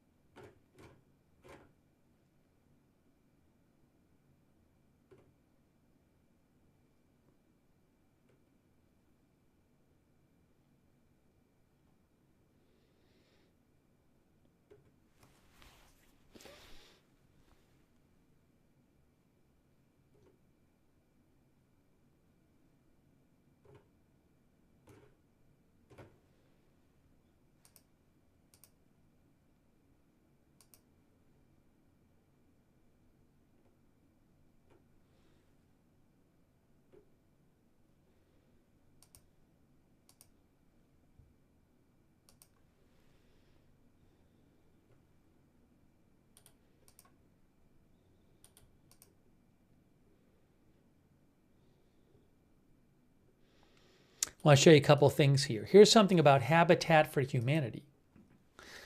The Washington Post has a story, how Jimmy Carter helped build 4,390 homes with Habitat for Humanity. I'm not going to read the whole thing, but let's see if I can just skim it over here. Even at 95 years old, he was building new porches. Him and his wife were building new porches for 21 homes in Nashville as part of their volunteer work for Habitat for Humanity, a nonprofit organization focused on affordable housing. Video from when he was 95 showed him as he drilled nails into boards and helped build one of the thousands of homes worldwide he and his wife had worked on for more than 35 years. In the decades since he left the White House, Carter used his own hammer and tool belt to help build, renovate, or repair 4,390 homes in 14 countries for Habitat for Humanity, they said. In the process, he made his volunteer work building affordable and decent housing a significant part of his legacy. Carter once said, "When we left the White House, we could have done anything, but our choice was to volunteer as habitat workers, and that's been a life-changing experience for us." The Habitat for Humanity CEO said that while Carter did not found or run the organization, in many ways, he put us on the map. The organization went from helping a few thousand people a year when Carter started working with the group to helping 7.1 million people in 2022. Habitat for Humanity had been around for only a few years before Carter's involvement brought worldwide attention to the nonprofit. Its origin story began in 1965 when Millard and Linda Fuller were on their way to New York and made a stop at a farm, a small interracial Christian farming community in Sumter County, Georgia. They worked to develop the concept of partnership housing in which volunteers and people in need of shelter worked together to build housing at no profit. That idea was the core of Habitat for Humanity, which was founded in 1976. It did not take long for the Carters to support Habitat, which is based only a few miles from their home. But then, in 1984, when Carter had a speaking engagement at a New York church, the Carter family became even more hands-on. Carter remembered that when he jogged by a Habitat build on Manhattan's Lower East Side, which was Habitat's first project in the large city, he thought to himself, "Rosalind and I should come up and give them a hand," according to the nonprofit. Carter visited the 6-story red brick building on April 1st, 1984, and saw that the tenement had spray-painted windows and a fire-blackened room that was knee-deep in garbage. "Well, I can see you've got some work to do," Carter said to the volunteer workers. 5 months later, in September 1984, the Carters led dozens of volunteers on a 27-hour bus ride from Georgia to New York to work on a Lower East Side tenement. They slept in the basement of a church during their week of work. While Rosalind Carter said she was going to help with the food and not do any hammering, she quickly went back on her vow.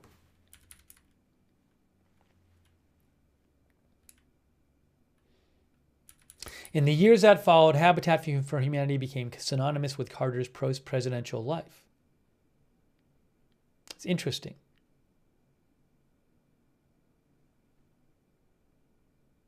Anyways, that's a little background on Jimmy Carter's connection with Habitat for Humanity. And then this is a picture from 2010 by Marvin Joseph of Jimmy Carter joining city and state officials, Habitat for Humanity's leadership, and volunteers for Habitat for Humanity's Jimmy's and Rosalind Carter Work Project in D.C. There's Jimmy Carter right there in 2010.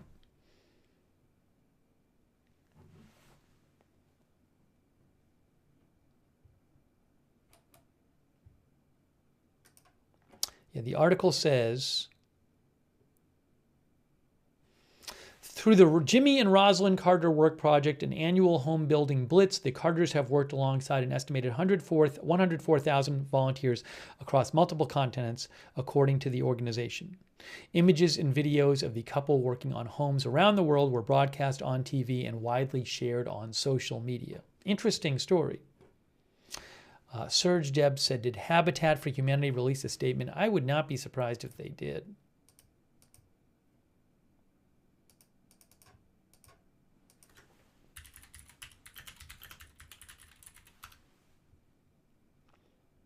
Lurker Smurf, our viewer, says he had over 40 years of accomplishments after his 4 years as president. Not wrong to focus on that. Yes, Habitat for Humanity, if you go to their webpage, he is on the front of it. It says, "Honoring a Life of Service."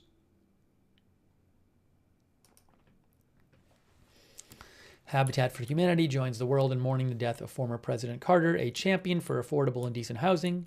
He and Rosalind donated their time and leadership each year to build and improve homes with Habitat around the world. The CEO of Habitat for Humanity said President and Mrs. Carter began volunteering with Habitat for Humanity near their home in southwest Georgia more than 40 years ago and soon brought worldwide attention to the need for decent and affordable housing. We are grateful for the incredible impact the Carters have had on Habitat and on the families who have benefited from their sharing example.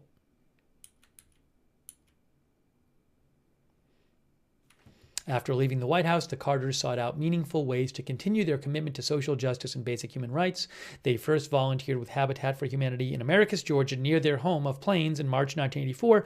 Later that same year, the Carters joined Habitat volunteers in New York City's Lower East Side to renovate an abandoned building in partnership with families in need of affordable housing. That trip marked Habitat for Humanity's first Jimmy Carter work project. Each year since then, until 2019, the Carters volunteered with Habitat to build or improve houses alongside homeowners in communities across the U.S. and around the world.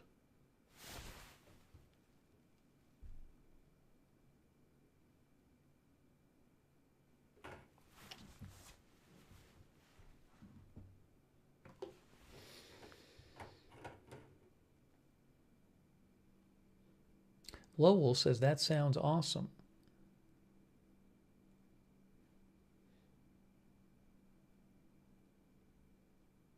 Per Holstrand says Carter did some bad things as ex-president too, but I can bring them up another day when we're not honoring his memory.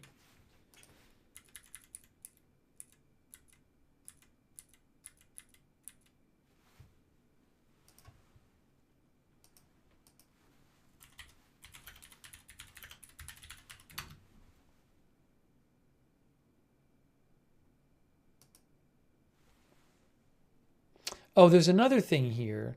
I don't know if I can grab this article here. Hang on a second. Let me see if I can find this.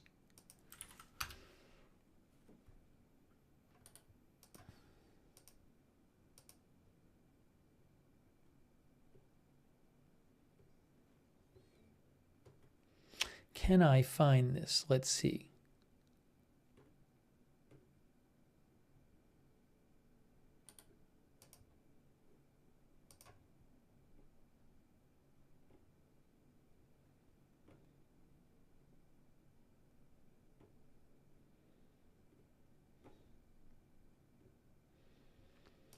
I was trying to find a particular article here about Carter.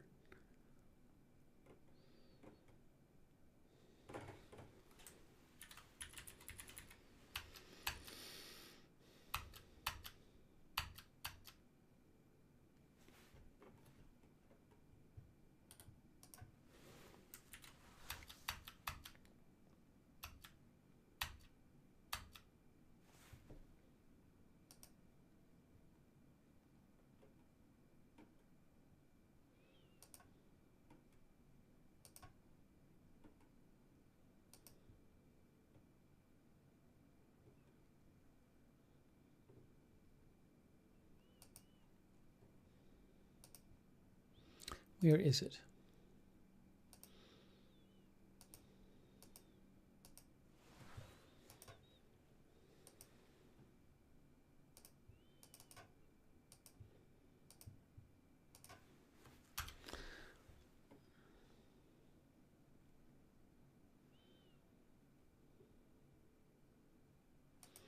Last year, the Washington Post had an article, one of our viewers mentioned this, about Jimmy Carter in 1952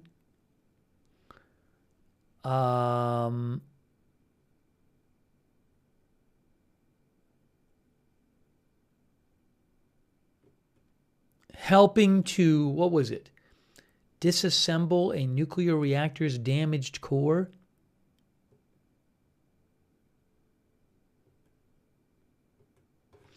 The Washington Post said in 1952, there was a nuclear reactor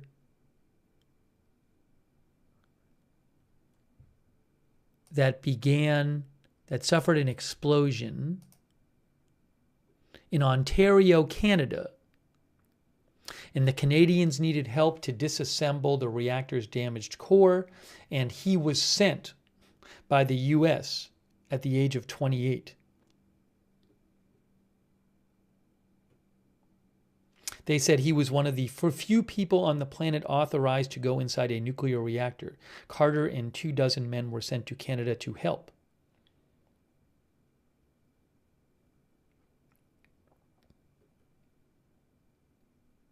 The damaged core was successfully removed.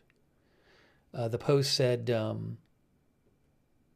that because of the intensity of radiation, a human could only spend 90 seconds in the damaged core, even while wearing protective gear. That's interesting. I didn't know about that.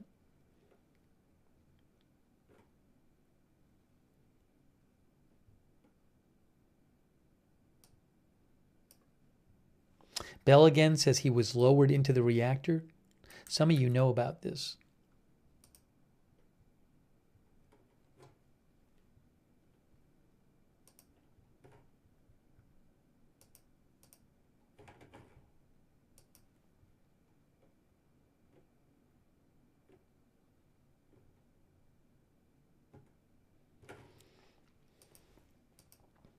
There was something else I saw here, which was 11 facts about Jimmy Carter that may surprise you, said the Washington Post.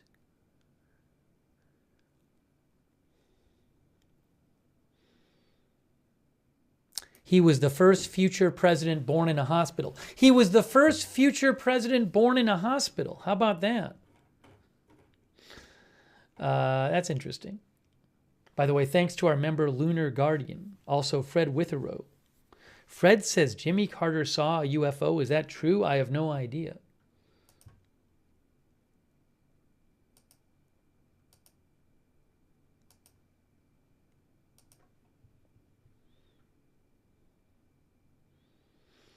He was the first future president born in a hospital. A hospital birth may seem unremarkable today, but at the beginning of the 20th century, nearly all childbirths still took place at home, including the majority at the time of his birth in 1924. How about that? All right, that's interesting. He was the first president to be inaugurated by a nickname. When he was sworn into office in 1977, he took the presidential oath of office using the name Jimmy instead of his actual first name, James. Bill Clinton and Joe Biden also used nicknames in the White House, but they were sworn in by their full names during their inaugurations.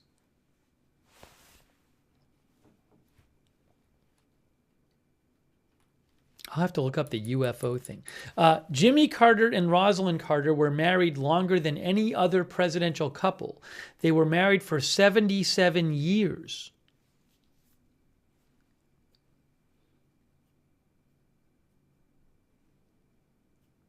Justin King says, my dad was born in the 1930s and he was born at home.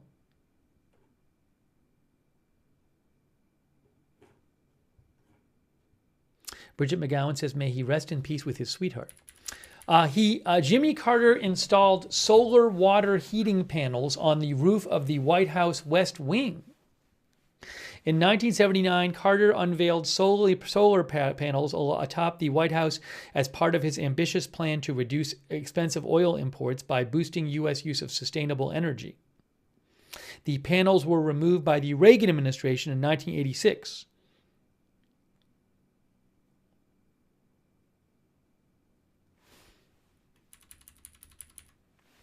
Peanut One set the technological standard for campaign jets.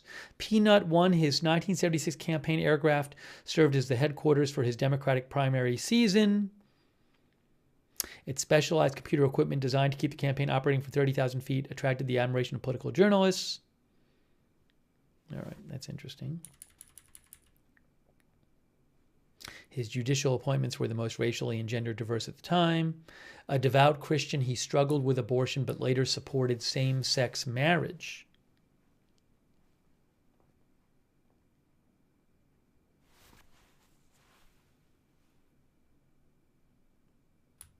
He made eradicating the guinea worm a personal mission. His nonprofit organization, the Carter Center, launched its campaign to globally eradicate guinea worm disease in 1986 when there were an estimated 3.5 million cases of the painful parasitic condition worldwide. There is no cure for it, which is contracted by consuming a larval parasite in unfiltered water. Inside the body, the larvae grow into worms up to 3 feet long. By 2022, just 13 cases were reported worldwide, according to the Carter Center, which for decades supported governments in promoting clean drinking water and interrupting transmission chains. Oh, here's the thing about the nuclear reactor. He spent 89 seconds inside a nuclear reactor in meltdown. When a nuclear reactor in Ontario, Canada exploded in 1952, spewing radioactive material into the atmosphere, the U.S. Navy deployed a team including Mr. Carter, then a 28-year-old lieutenant who had helped develop the first nuclear submarine, to assist Canadian authorities with dismantling its partially melted core. Lieutenant Carter entered the reactor dressed in protective gear with 2 other specialists, exposing himself in 89 seconds to the same amount of radiation that the general population absorbs in 1 year. He later said his urine continued to test positive for radioactivity for 6 months. The Post also says Elvis Presley called Mr. Carter, but was too high for the president to understand him. Mr. Carter told New Yorker that shortly after his inauguration, he got a call from Elvis Presley. He was totally stoned and didn't know what he was saying. His sentences were almost incoherent, Carter said. The singer apparently wanted the newly sworn-in president to pardon a sheriff who was in trouble with the law. Mr. Carter described himself as a personal friend of Presley's, and in 1977 said the music legend's death had deprived the country of a part of itself.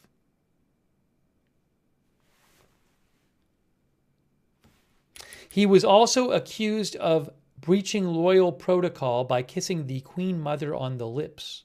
2 years after he visited Buckingham Palace, in 1977, rumors began circulating in the British press he had kissed the Queen Mother on the lips, which papers considered scandalous.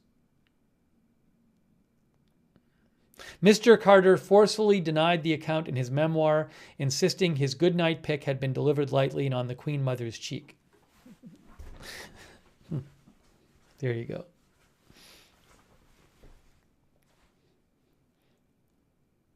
Anyways, that was interesting from the Washington Post. Also, they have a picture from the U.S. Navy of Carter on the bridge of a submarine. There's Carter in the 50s on the bridge of a submarine, right there. Look at that.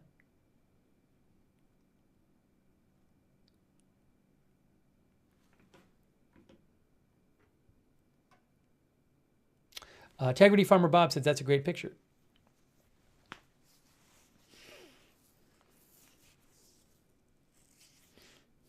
Ruth says, wow. Again, that's from the U.S. Navy.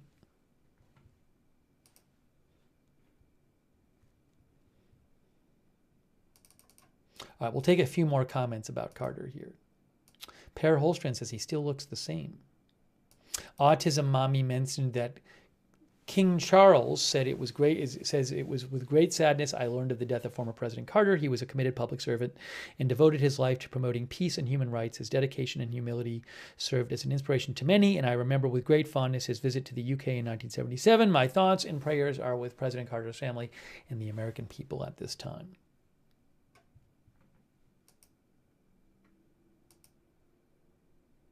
Billy Joe Dre sent me that as well. Thanks, Billy Joe. Chantal's Harry says his memoir is worth reading. Very nice man.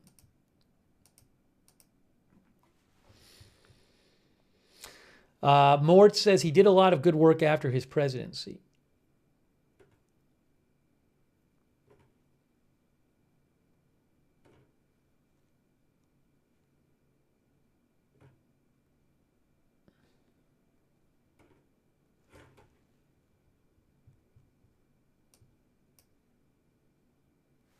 Again, the White House and the Capitol have the flags at half-mast. There's the White House right there. Thanks to eBiker over there on Twitch. eBiker says, I lowered my flag to half-staff, R.I.P. Jimmy.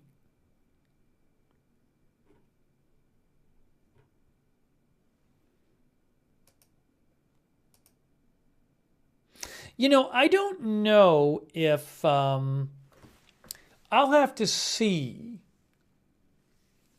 I don't know if we would cover on this channel the funeral. I'll have to kind of look into it and see. We'll have to see what it involves and everything. If I even have footage of it. It's possible. It's possible we'll do a stream on it. I will look into it. I'm not sure.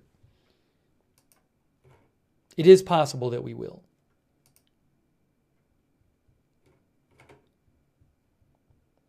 BMax says, flag at half-staff, we will miss you, Jimmy.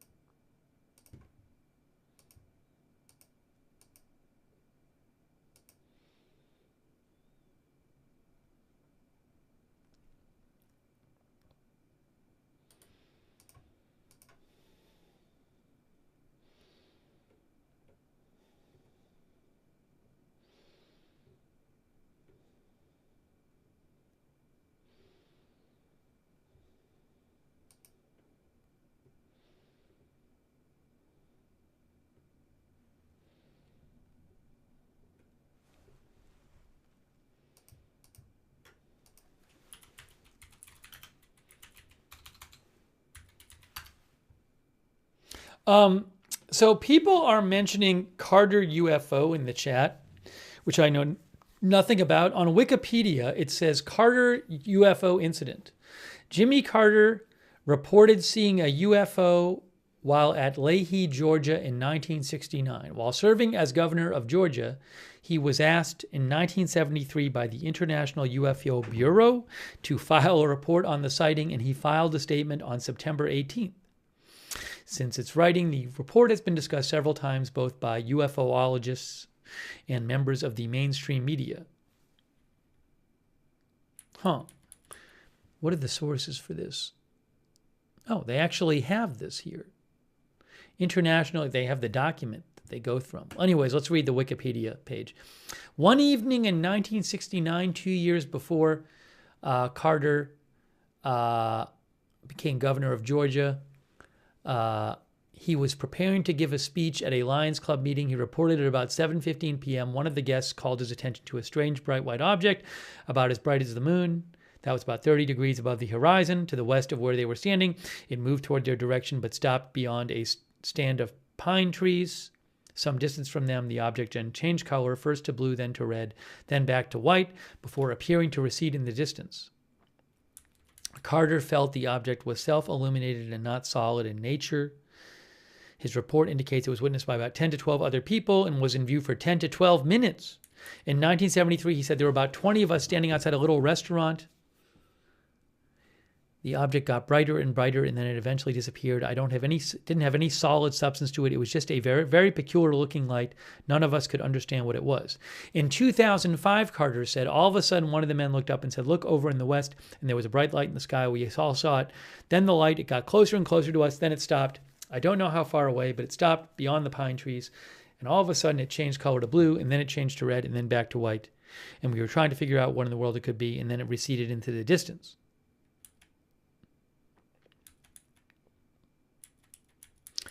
Wikipedia says, according to an investigation in 1976, some 7 years after the event, most of those present at the meeting either did not recall the event or did not recall it as being anything important.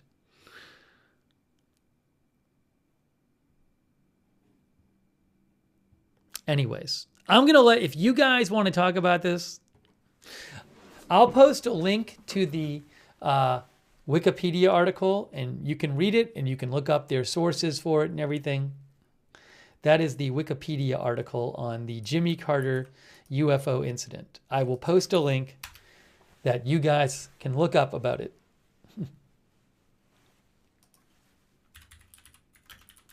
Lasher says cover up. Pear says if it wasn't aliens, what was it? Jan 20 says sounds like drones. Rainbow Dark says there's a video of him telling the story. Politico has an article where they talk about this Jimmy Carter UFO sighting.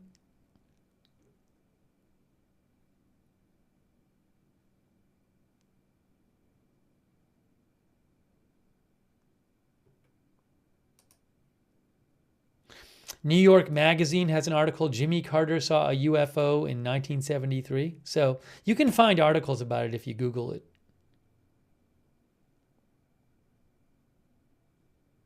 It's interesting.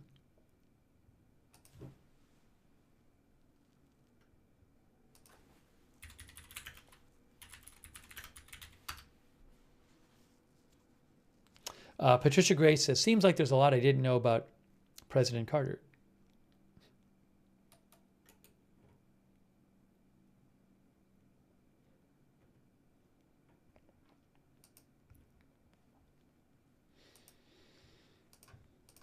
All right, we'll take a few more comments here.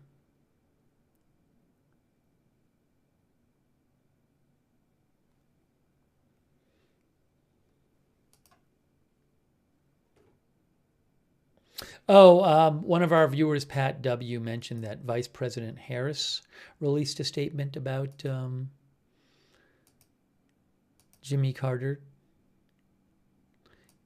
AZ Intel posted it too. We read you the Biden statement.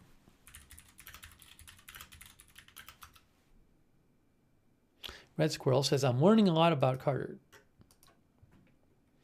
Vice President Kamala Harris says President Carter was guided by a deep and abiding faith in God, America, and humanity.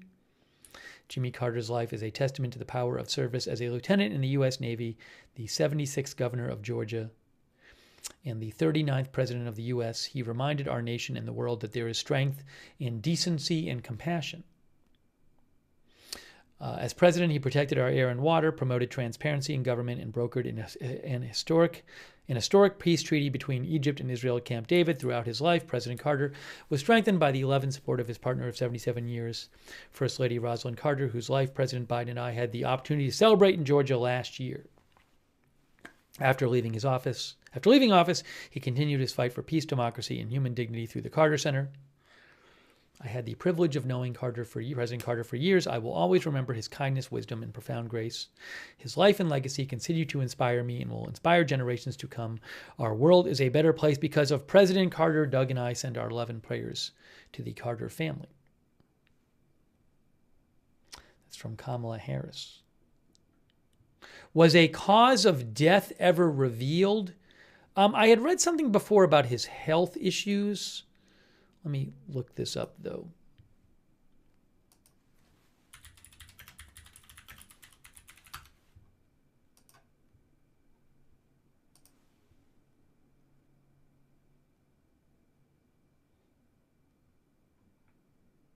I mean, for example, on Wikipedia, they say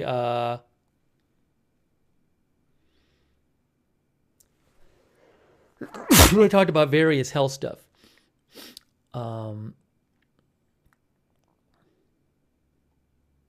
Where was the thing about the recent, was it melanoma recently that we read something about? One of the articles mentioned it. Yes.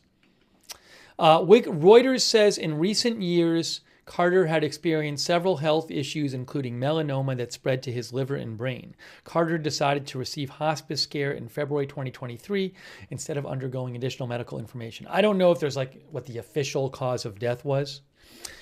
He looked frail when he attended his wife's memorial service and funeral in a wheelchair last year. Tracy Johnson says he was 100. Does there need to be a reason? However, he had cancer.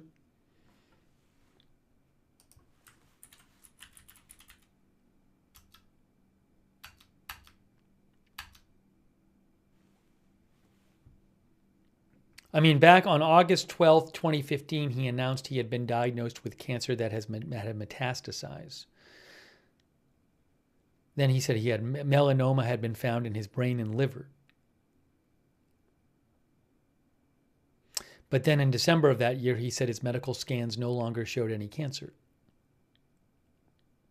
Anyways, I am not an expert on his health. The exact state of his health right now.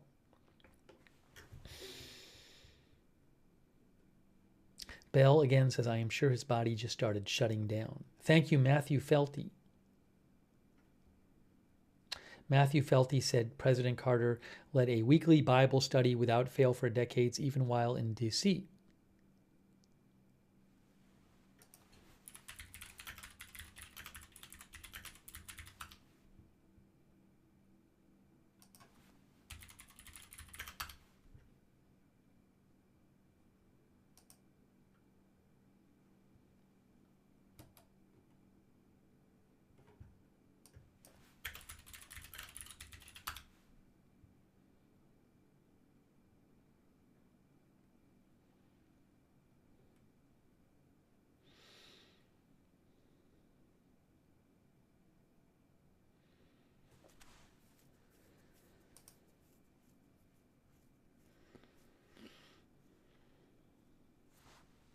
Yeah, I was trying to find some background on that. I think we talked about that a little before. I think the Obama statement mentioned that.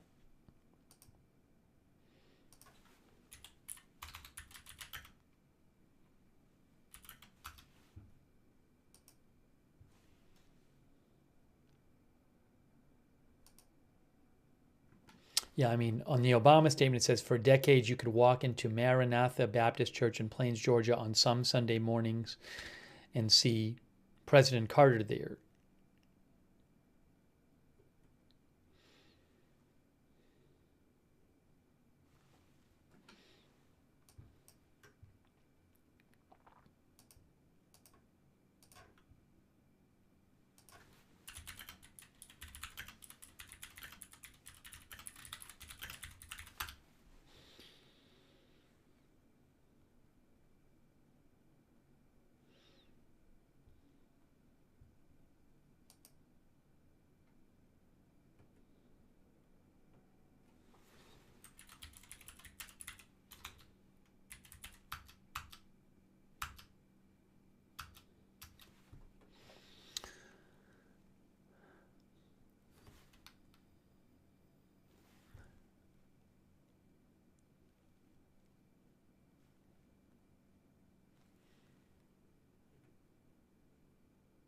religionnews.com says, according to the White House Historical Association, he is the only president to have taught Sunday school while in office.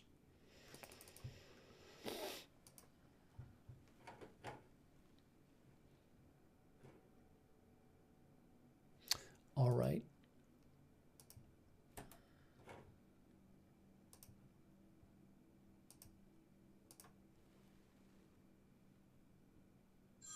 Oh, sorry, that's not. I'm supposed to have everything off. Hold on a second. I got to turn that off. Let me put the White House. I'll put the White House on. Or hold on, I'll just do this. This is what happens when I don't put my phone on.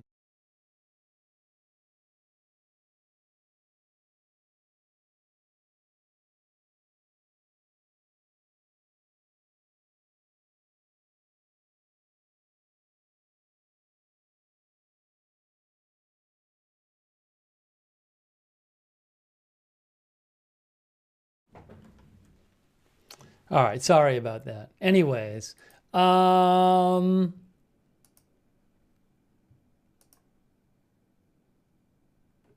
hey, this is kind of interesting. Jimmy Carter's biggest challenges while president, according to Reuters. Kind of a short article here. Here are several key events from his time in office. Camp David Accords. They were a series of agreements signed in 1978 between Prime Minister Begin of Israel and Egyptian President Sadat. The agreements eventually led to Israel and its Arab neighbor signing their first peace treaty. Begin and Sadat were awarded the Nobel Peace Prize in 1978 for their work towards peace. Carter won in 2002, in part for his untiring effort to find peaceful solutions to international conflicts. U.S.-China relations. Although relations between the U.S. and China had been slowly warming for several years prior to Carter taking office, it was under his administration that the two countries overcame opposition at home and announced they would officially recognize each other. Opening formal diplomatic relations in 1979 after months of secret negotiations. Iran hostage crisis. In 1979, Iranian revolutionaries seized 52 staff members at the U.S. Embassy in Tehran and held them hostage for 444 days, ostensibly to punish the U.S. for giving asylum to Iran's recently deposed leader. Carter came off looking feeble in the public eye after a military rescue mission he ordered in 1980 ended in failure with 8 U.S. troops dying in an aircraft mishap. The hostages were released minutes after Reagan was sworn into office in 1981. And they talk about a couple other events here. They talk about energy crisis. Energy prices and production were shaky throughout the 1970s, but the Iranian Revolution in 1979 was a flashpoint for upheaval in global oil markets, leading to a major decrease in production and a resulting jump in cost. The summer of 1979 was marked by long lines of motorists waiting at gas stations for rationed fuel. Carter responded by pledging to decrease reliance on foreign oil imports and focus on improving energy efficiency, but public confidence was irreparably shaken. In economic woes, Carter's re-election campaign in 1980 was marred by fears of a recession. His administration struggled to deal with inflation at over 14% in 1980, caused by high energy prices after the 1979 gas shortage. He and his advisors attempted to tackle inflation by increasing interest rates to over 17%, but this contributed to a recession during the presidential campaign of 1980. Just a little something there about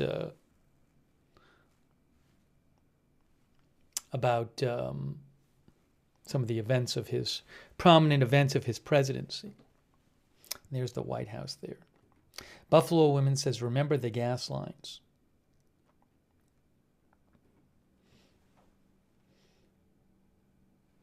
Jim Varma thinks Carter was the best ex-president this country has had. Nicolette Parker says Carter was allowed to greet the hostages on return when Reagan took office. Is that true? I don't even know.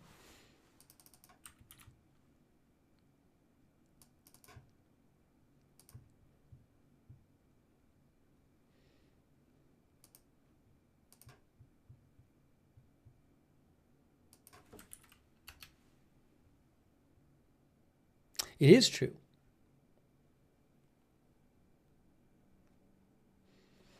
just looked that up. Interesting. Oh, Biden is speaking tonight? Is that true? One of our viewers said Biden was going to speak about Carter. Is he speaking or releasing a statement?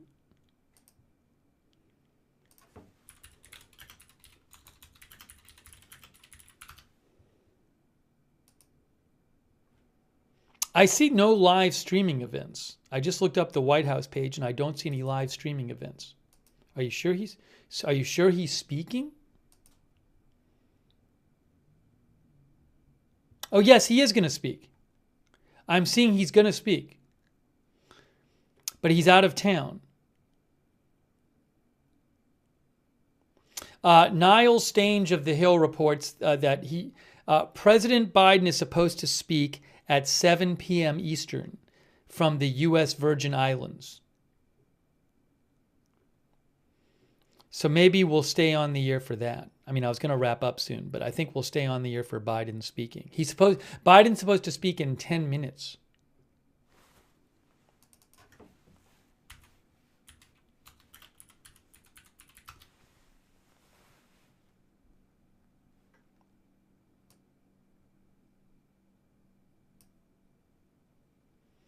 Yeah, Biden's going to give remarks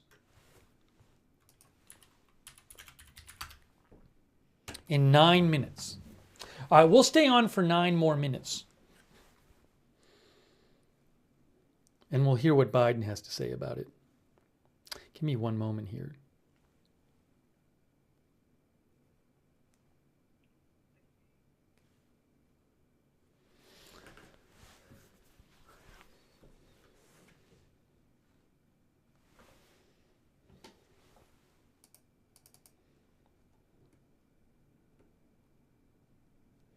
I wonder if that'll be live or just recorded when Biden speaks.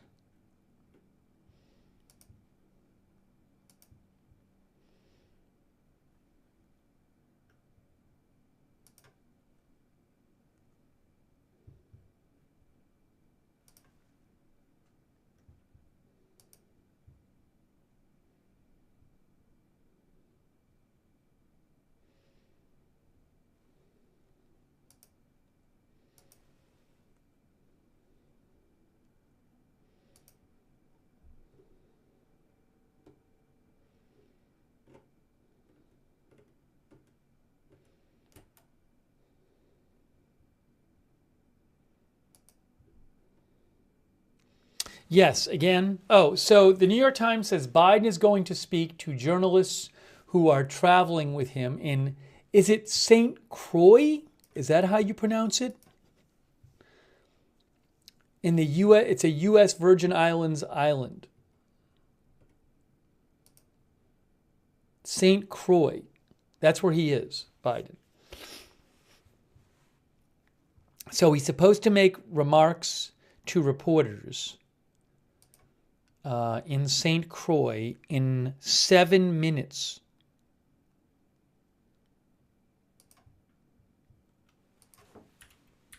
I'll show you where that is. So we'll stay on for that.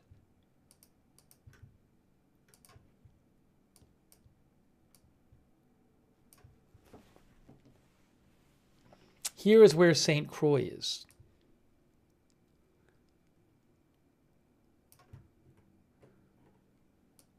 It's east of Puerto Rico. St. Croix. Actually, St. Croix is the island. That's what it says.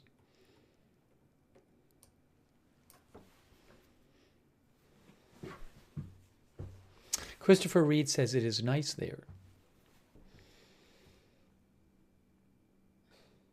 Link Ray says he was the only president to serve a full term without appointing a justice to the Supreme Court. Is that true? Have to look it up.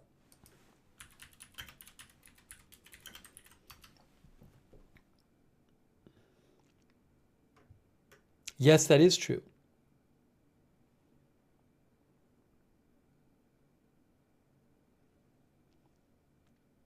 The other 3 presidents who didn't appoint Supreme Court justices had shorter terms.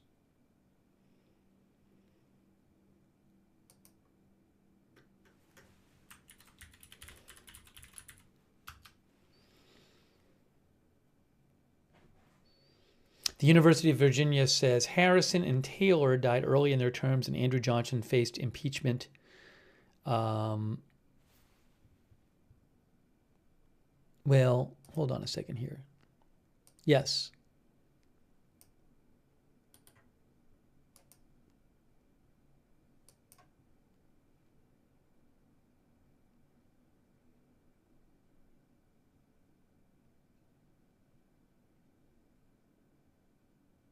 Well, but Andrew Johnson, didn't he serve?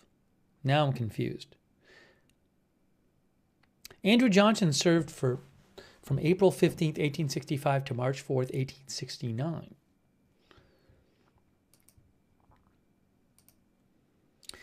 There's been 4 presidents who did not appoint a member of the Supreme Court. 2 of them, this is according to the University of Virginia, an article I found, Harrison and Taylor died early in their terms. But didn't Johnson serve a full term? He was acquitted by the Senate when he was impeached.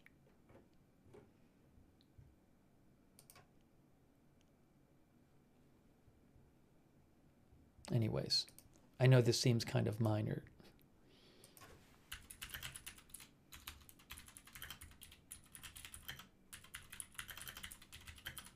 We're waiting for Biden to speak. Yeah, Andrew Johnson served well, hold on a second here. Oh, you know what? Because Andrew Johnson became president when Lincoln was assassinated.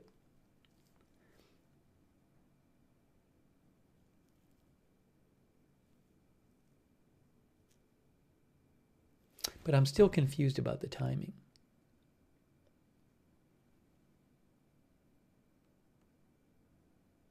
Is it messed up because of the Civil War? I have to look this up. Andrew Johnson served as president 3 years and 11 months, basically. Some of our presidential historians will know the answer to this. But he became president when he was vice president, and then he became president when Lincoln was assassinated.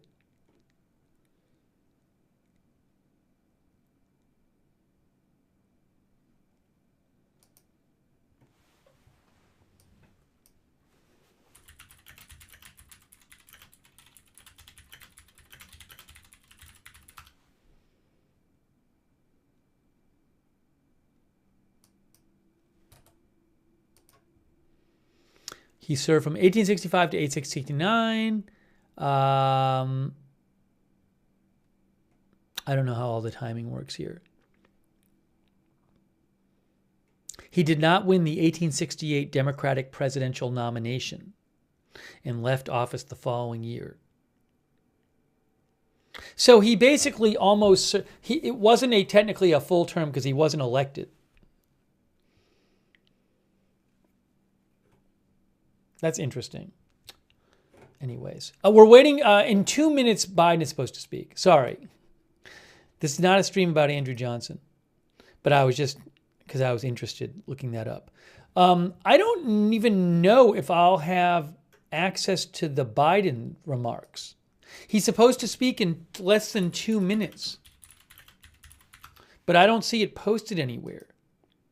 Oh, I got it. Hold on. I got the Biden remarks. Hold on a second. I'm going to put it on the screen for you. Give me 1 second. I'm getting it on the screen for you right now. Here. Biden's about to speak about Carter. Hang on, I'm putting it on the screen for you right now. There it is. It's live. That is live. We're waiting for Biden to speak. Really any moment now.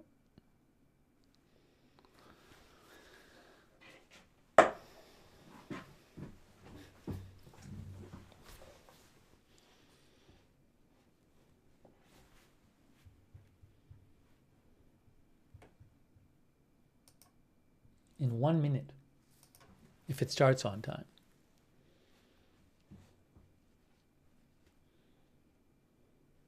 Again, Biden is at the U.S. in the U.S. Virgin Islands. Jake the Snake says an eternity later. Well, we'll see if it starts on time. It's 7 right now. All right, he's officially supposed to speak right now. Will this start remotely on time? KLB says, will he be on time?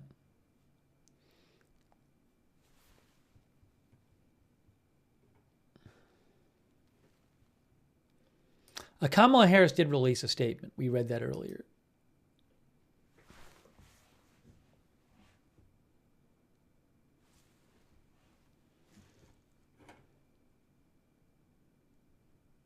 Yeah, it's video. We're going to see the video when he speaks.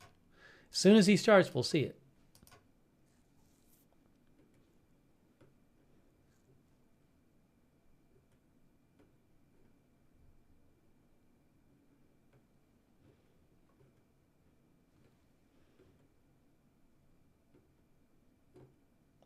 President Biden delivers remarks on the passing of former President Carter. You can see it right there on your screen. See?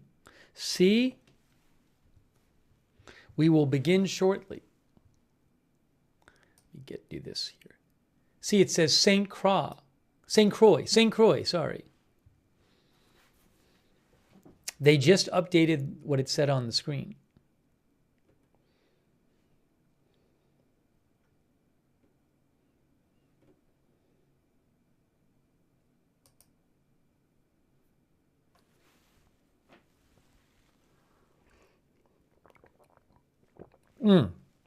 The Carter Center just posted a statement, and it says, oops, really quick. It says, in lieu of flowers, President Carter requested those wishing to honor his memory do so through contributions to the Carter Center and acts of service to humanity. Please visit www.jimmycartertribute.org to make a memorial gift, sign a virtual condolence book, and learn more. www.jimmycartertribute.org.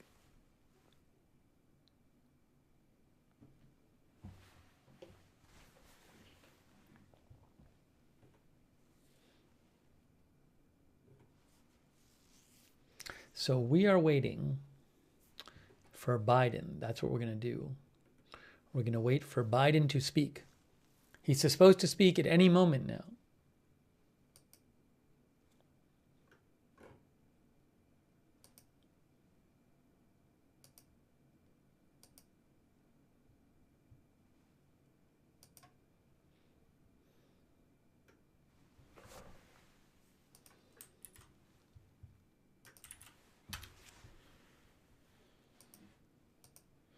Leroy Green thinks it's going to be pre-recorded.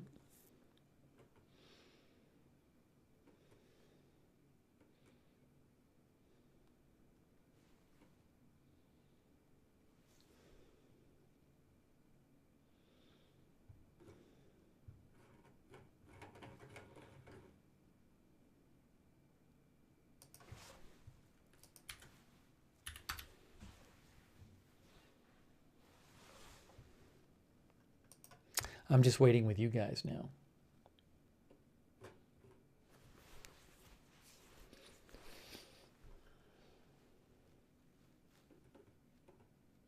Thanks again to all of our moderators who've been here during our coverage. Ruth Krafasi, thank you, Ruth. Roberts May Queen, Beth Mythical, Linda Belkin Larry on X, on Twitch, Big Ball of Yarn, LB Prairie Dawn, Idaho Star, McBritches, Sarah, and Surly Dev. Thanks so much.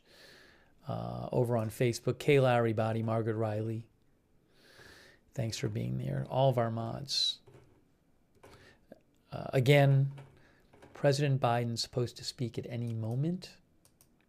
Will Trump attend the funeral? Good question.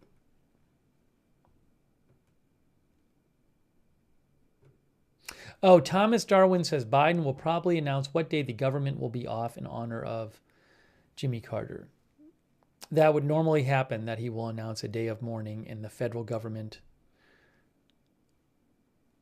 agencies will close on that day. from my understanding. Jan 20 says he will not be on time. Raina Hood says I would assume most will attend. Maybe a bunch of former presidents will speak. All right, 7:04. He was supposed to speak at 7.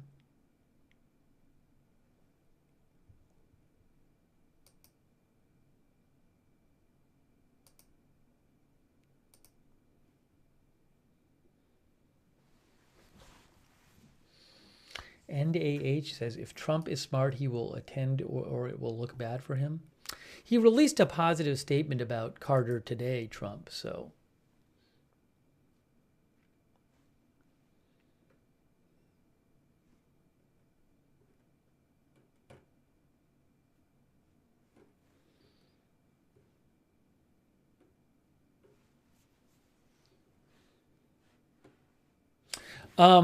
In St. Croix, I think they're an hour ahead, but I will look that up.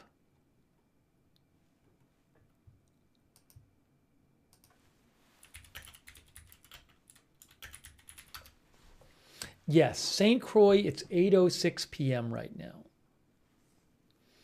Eastern Time, 7:06 p.m.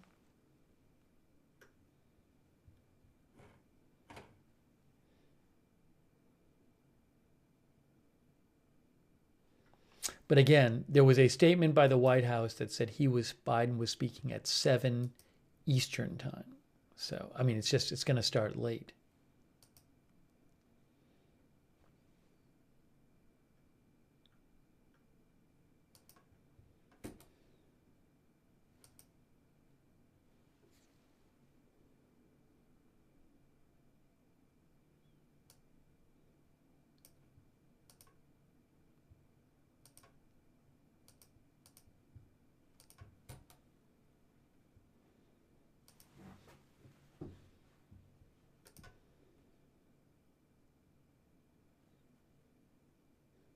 The president of Panama, Jose Raul Molino, said, according to Reuters, I offer my condolences to the family and to the people and the government of the United States on the death of former President Carter.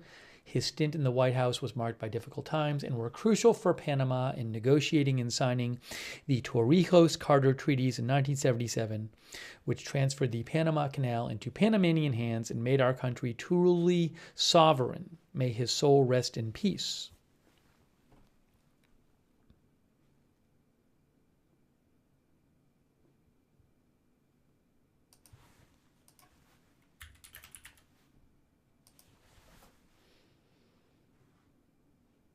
Vice President-elect J.D. Vance said, Jimmy Carter dedicated his life to serving this country. Our thoughts and prayers go out to his loved ones. May he rest in peace.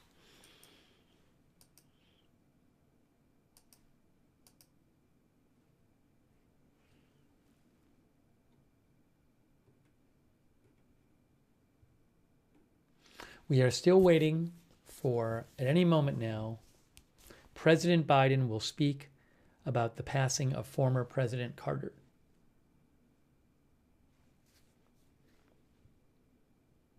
Artist Caverland says Carter was a very wise man.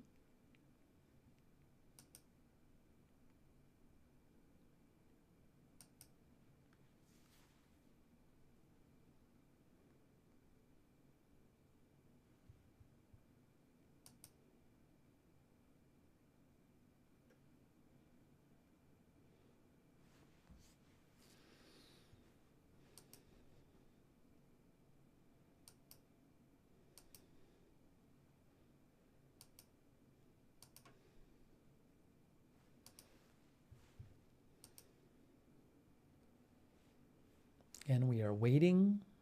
We're waiting for Biden. How late will it be? I do not know.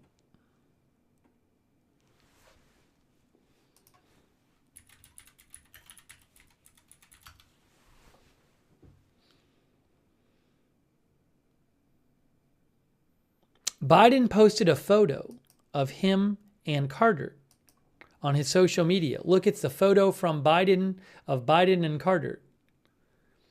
Best wishes to my friend Joe Biden, Jimmy Carter. Biden posted that photo.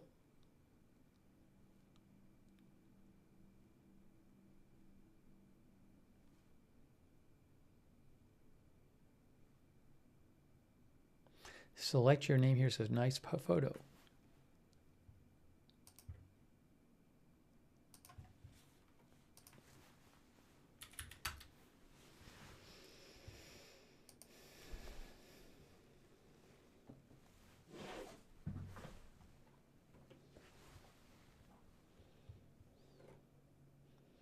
Leroy Green says Joe and Jimmy in their prime.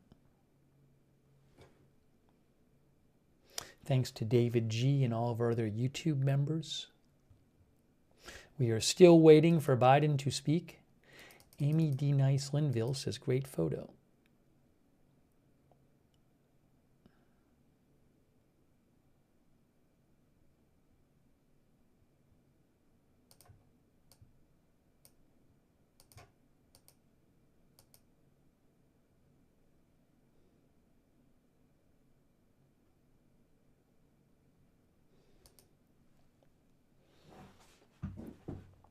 Ouch, ouch says a historic photo.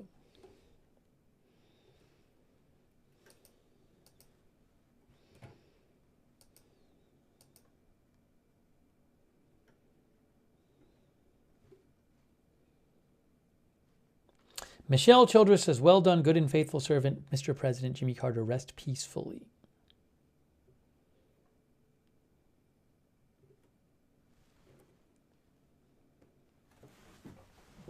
I don't want to miss the start of this, so I'm just waiting for it to start. He was supposed to speak 11 minutes ago.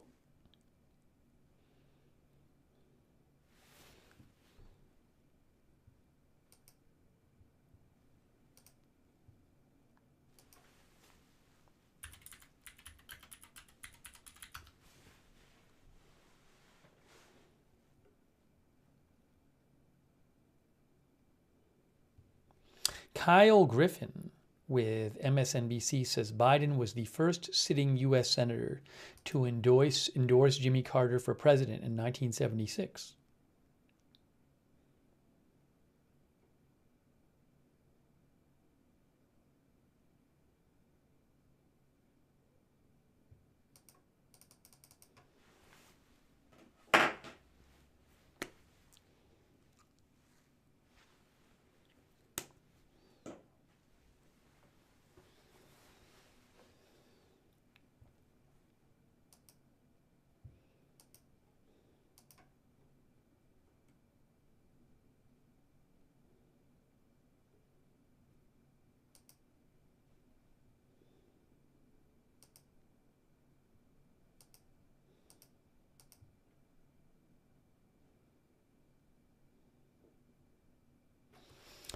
The Washington Post says he was the longest living president, had the longest post-presidency period of any commander-in-chief, and is one of just 4 U.S. presidents to have won the Nobel Peace Prize.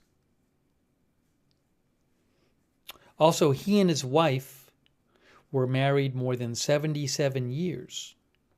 That's a record for a president. They were married for more than 77 years.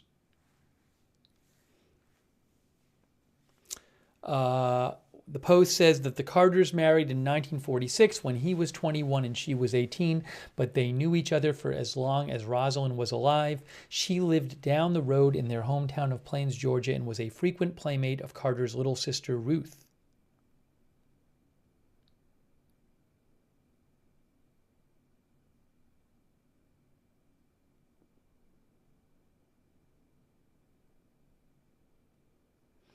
Jimmy Carter had written in his book, A Full Life at 90, that during a month-long leave from the U.S. Naval Academy in 1945, Carter spent most of his time at home with another young woman, a beauty pageant winner. On his last night of leave, she was busy. Carter was driving around town with his sister and her boyfriend when they spotted Rosalind coming out of church. She agreed to go to the movies with him. Carter wrote she was remarkably beautiful, almost painfully shy, obviously intelligent, and yet unrestrained in our discussion on the rumble seat of the Ford coupe. Then the next day, he said he was going to marry her. He told his mother he was going to marry her.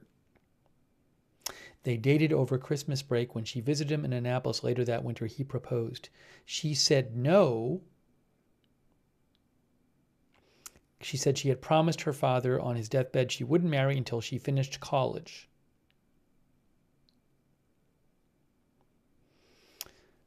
Carter says, I was distressed, but he kept writing to her and calling her. By the summer of 1946, she'd finished junior college. He had graduated from Naval Academy, and they were married on July 7th. That's according to the Washington Post. Billy Joe Drake says, the almighty love story.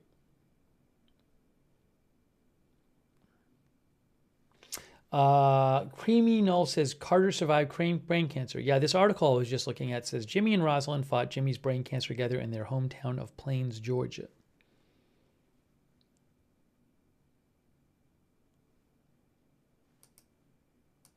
We're still waiting for Biden to speak.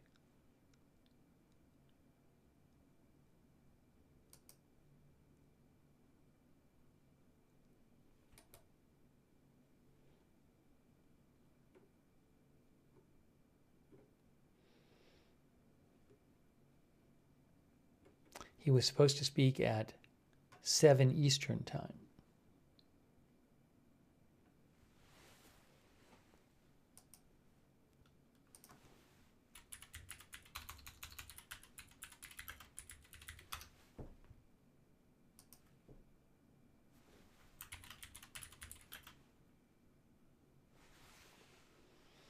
One of our viewers mentioned his peanut connection.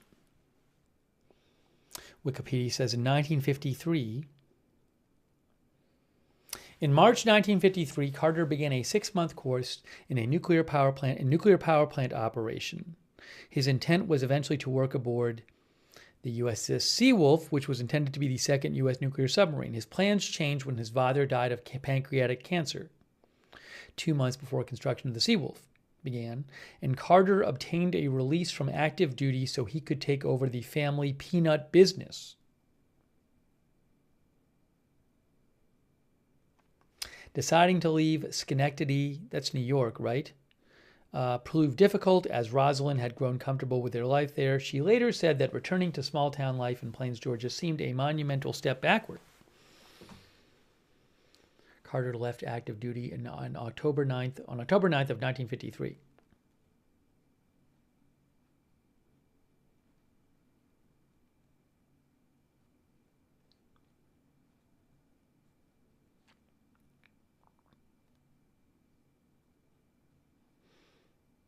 The Carters grew the business, and the peanut business became quite successful. It's interesting. They say after his father died, after debt settlements and division of his father's estate among his heirs, Jimmy inherited comparatively little. For a year, he, Rosalind, and their 3 sons lived in public housing in Plains, Georgia. That is from Wikipedia article on Jimmy Carter. Do they still have the peanut farm? Is it in the family? That I do not know. No, the post that you're referring to, Future, if you look at the post, it's still, the press release said 8 o'clock AST. And the White House literally just posted it, guys. It's about to start because President Biden's social media just posted it. So I think it's going to start really soon. The White House just posted it on their social media right now, the live stream, which suggests it's starting at any moment now.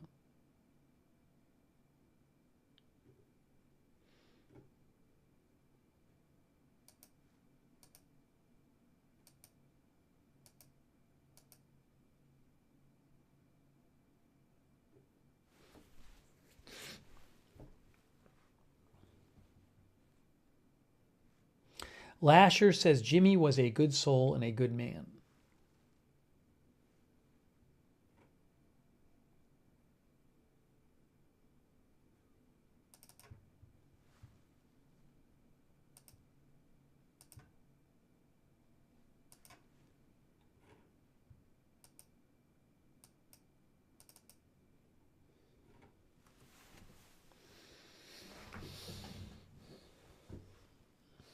I Beat Kasparov says he would shake everyone's hand in commercial flights.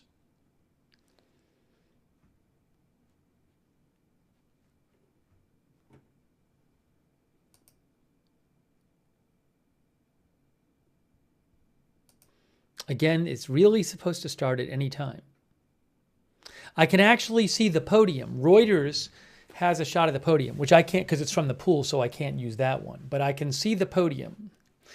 There's a podium with an American flag, and I think the presidential flag. And there's somebody at the podium doing like some sort of check on something. But again, this is starting momentarily. I see people in front of the podium. It looks like press are like milling around, maybe taking their seats.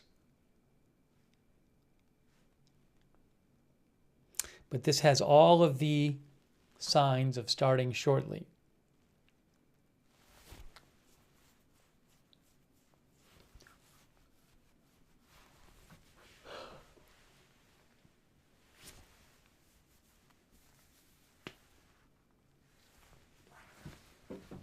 Thank you for being with our coverage.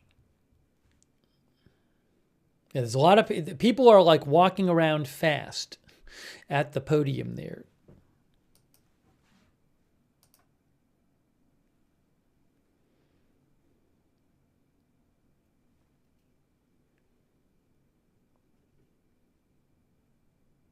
They're doing like a sound check or something.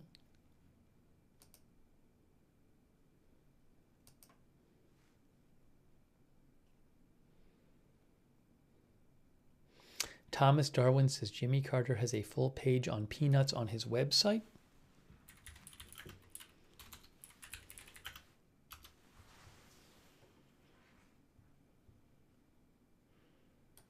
Which site? The Carter Center?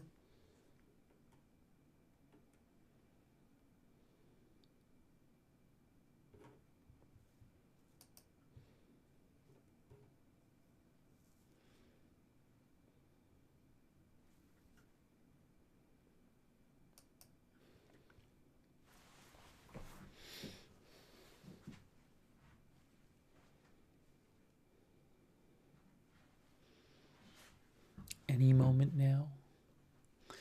Biden will be speaking.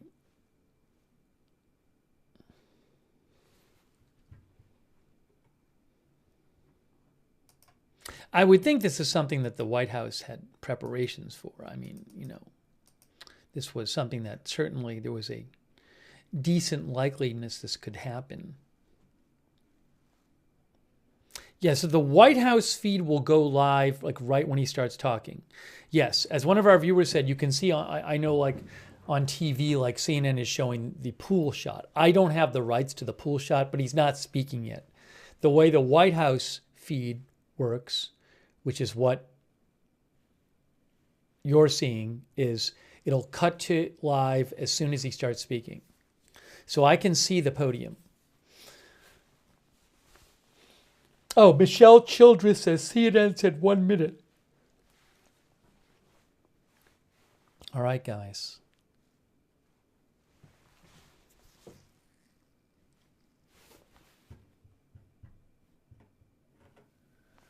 Oh, here he is. Julie, come on up here. You know, this is a sad day, but it brings back an incredible amount of good memories. Today, America and the world, in my view, lost a remarkable leader. He was a statesman and humanitarian. And Jill and I lost a dear friend. I've been hanging out with Jimmy Carter for over 50 years, it dawned on me. And I had countless conversations with him over those years.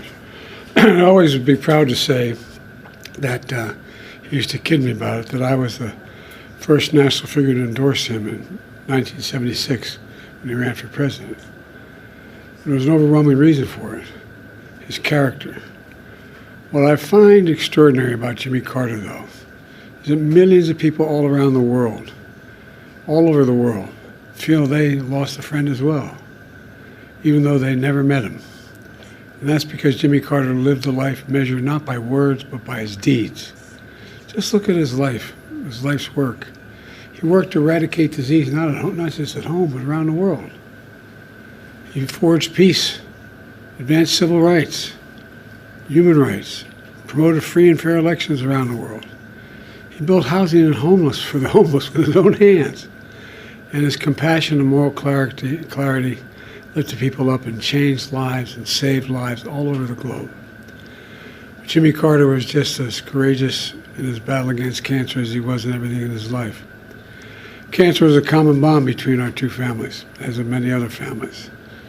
And our son Bo died. When he died, Jimmy and Rosalind were there to help us heal.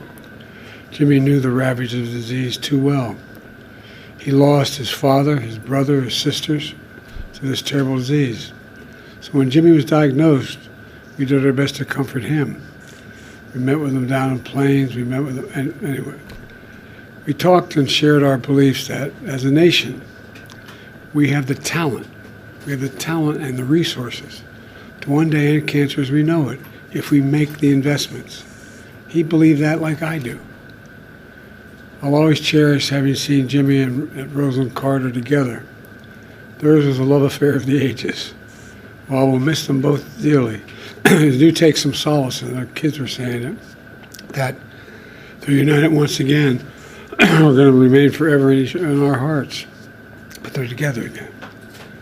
The entire Carter family, on behalf of the world, the whole nation, we send our whole heartfelt sympathies and gratitude. Our gratitude for sharing President Carter with us for so many years.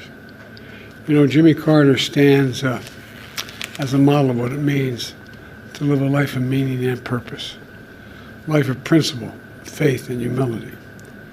His life dedicated to others. You know, he was like my dad. He thought that, he said, Joey, a job's about a lot more than a paycheck. It's about dignity, your dignity. About being able to look your kid in the eye and say, honey, everything's going to be okay. He believed, as I do, and many as you do, that that's absolutely possible. It's within our grasp to do that. It's not that hard. In his life, he served the nation in the Navy. He led the state of Georgia. He became president and a beloved statesman all over the world. But to know his core, you need to know he never stopped being a Sunday school teacher at that Baptist church in Plains, Georgia. Today's world, some look at Jimmy Carter and see a man of a bygone era. With honesty and character, faith and humility, it mattered. But I don't believe it's a bygone era. I see a man not only of our times, but for all times. Someone who embodied the most fundamental human values we can never let slip away. Although sometimes it seems like it is. We may never see his like again. We'd all do well to try to be a little more like Jimmy Carter. You know, my mom, you've heard me say this before, used to say, bravery lives in every heart, and someday it'll be summoned. Every time it was summoned, he stepped up. Every time, politically, personally, morally. And, you know, everything. The one thing I admired most about him, he thought and believed, and he really did believe this, and I do as well, that everybody deserves an even shot. No guarantees, just a shot. Everybody deserves a shot.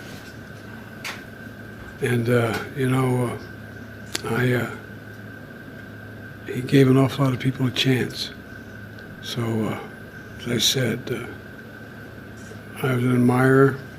I considered myself a friend. Kept in touch with him, and his son, I was going to tell you a story his son told me, but that'd be inappropriate. Maybe he'll tell you, but about I think he's happy. I think he's happy with Rosalind.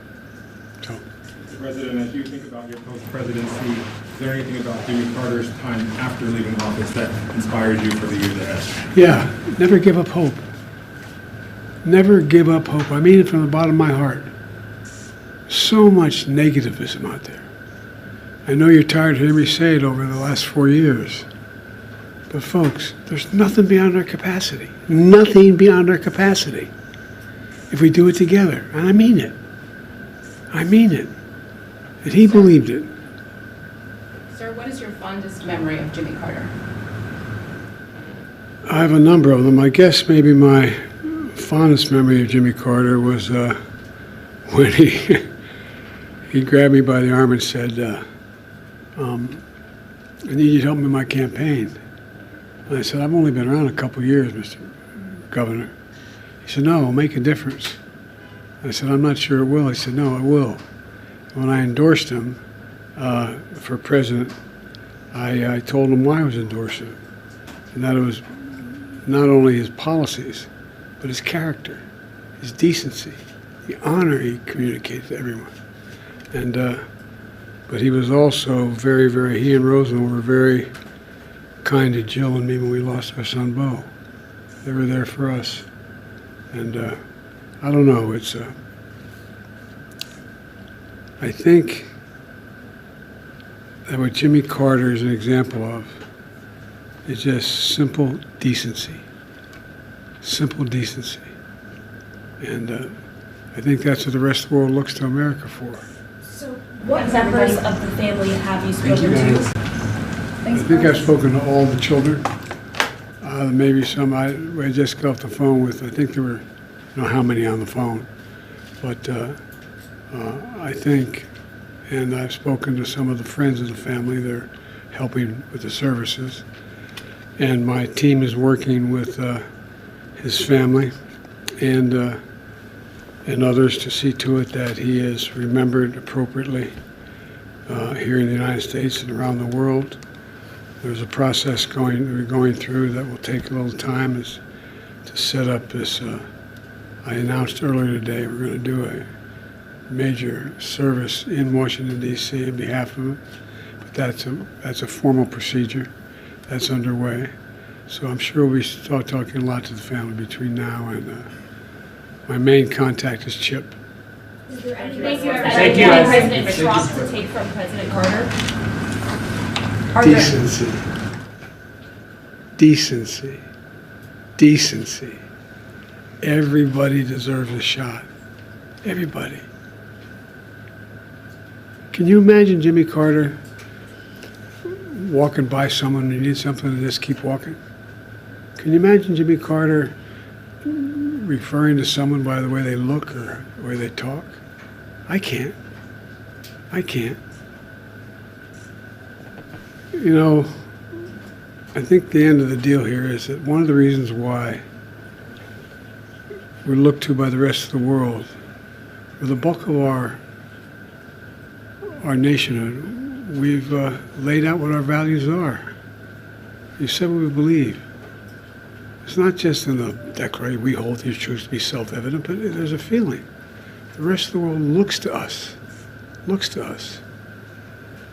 And he was worth looking to. So thank you very much. Appreciate it. Thank you. Thank you. All right, that was President Biden. Right there. That was President Biden speaking about Jimmy Carter. All right. Hold on a second here.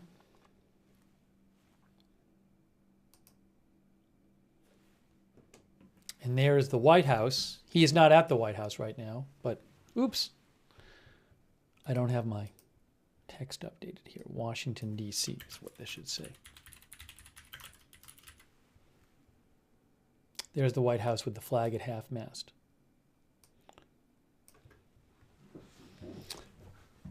All right, guys, we stayed on to see what President Biden had to say. Future says, good speech. Love Jimmy as a conservative and a Christian. He did God's work. All right. Well, Jimmy ZNJ says 100 is a impressive milestone. All right. Well, we were covering this. Oh, wow. Hold on a second here. Here we go. Turn that off. Anyways, so again, Jimmy Carter, the 39th U.S. president, dead at 100. Condolences to his family. There's going to be a state funeral. Maybe we'll do some coverage of that. I'll have to see how that all plays out. But if you missed our coverage of this, we were on the air for the last couple hours. But I think I'm going to start wrapping up this stream right now. I really appreciate you guys being here for our live coverage. And thanks for sending in your comments and your memories of former President Carter. Some of the stories I hadn't heard about, for example, his UFO. The story of his UFO is interesting, his UFO sighting. But thanks for sending in your thoughts and comments and letting me read them on the air. And yeah, maybe we'll have funeral coverage. I'll have to see how that all goes. This is Agenda Free TV. We cover all kinds of live breaking news without an agenda. So if you want, subscribe and follow the channel, Agenda Free TV. Also turn notifications on so you can get informed when we're going live for breaking news. I can't tell you in advance when breaking news is going to happen. We have a notification system. It works great. It's free. The mods will post the link to sign up for the notifications. You can also find that link in the Facebook and YouTube description of this video. So sign up for notifications.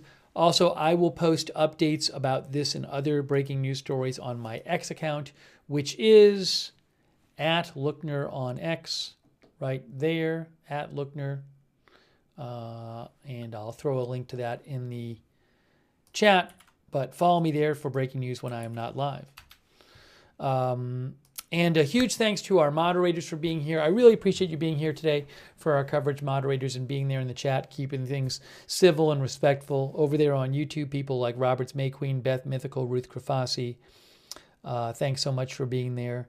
Sarah55, all of our other YouTube mods. Linda Belk and Larry on X. K. Larry Body. Margaret Riley on Facebook and all of our other moderators there. And also on Twitch, Big Ball of Yarn, David Green, Idaho Star, LB Prairie Dawn, McBritches, Sarah, Surly Dev, all of our other moderators too. Thank you. And let's see here. Thanks for everybody for your support of the channel. I think I thanked everybody earlier, so thank you for that. And also we do have a chat. We have an online chat. You can chat with other viewers when we're not live on Discord. It's free. A lot of our viewers like doing that. Check out the Discord chat. Same link as the notifications. Thanks to our Discord moderators too. I really appreciate all of your efforts. I should mention really quick,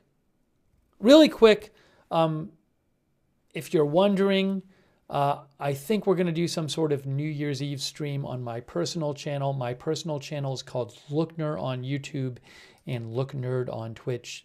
So I don't really want to talk about that at length now, but if people were wondering, I do want to quickly mention that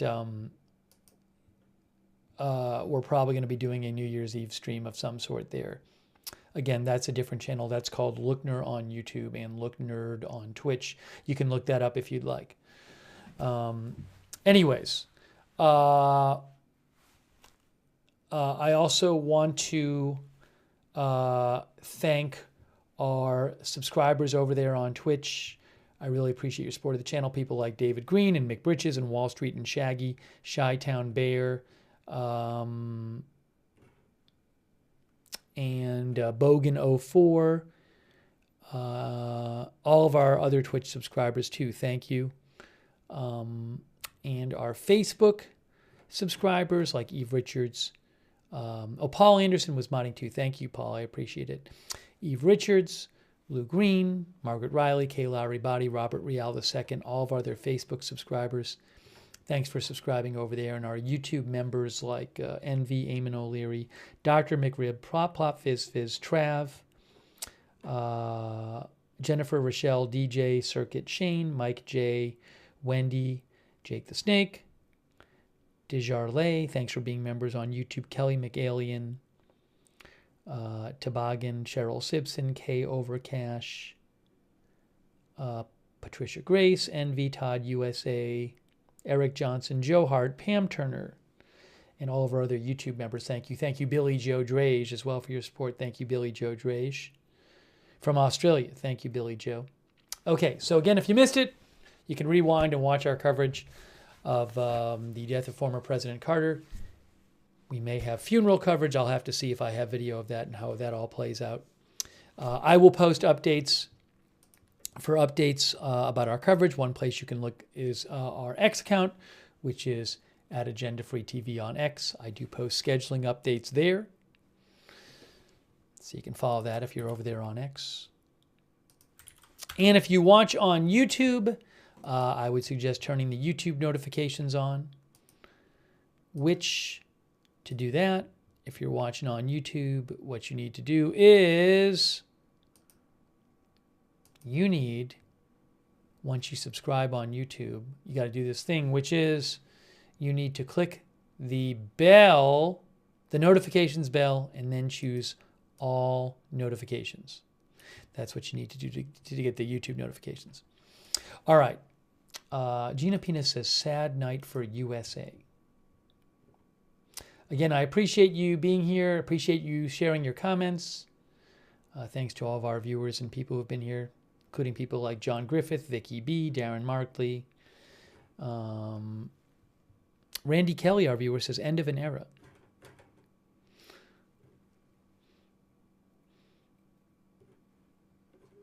And Nantucket Jeff, thank you for watching. Audrey Burbank. Amy D. Nice Linville. Oleg. Billy Joe Dre says, treat people the way you would like to be treated. You might just make it to 100. Progressive Dub, thanks for watching. E-Biker. And everybody else. All right, wrapping up this right now. If there's big news tonight, we'll come back on the air and cover it. That is it. Again, condolences to the Carter family. That is it for now. Former President Carter dead at the age of 100. Wow. Okay, that is it for our coverage of this, and we will see you soon with more live breaking news coverage right here at Agenda Free TV.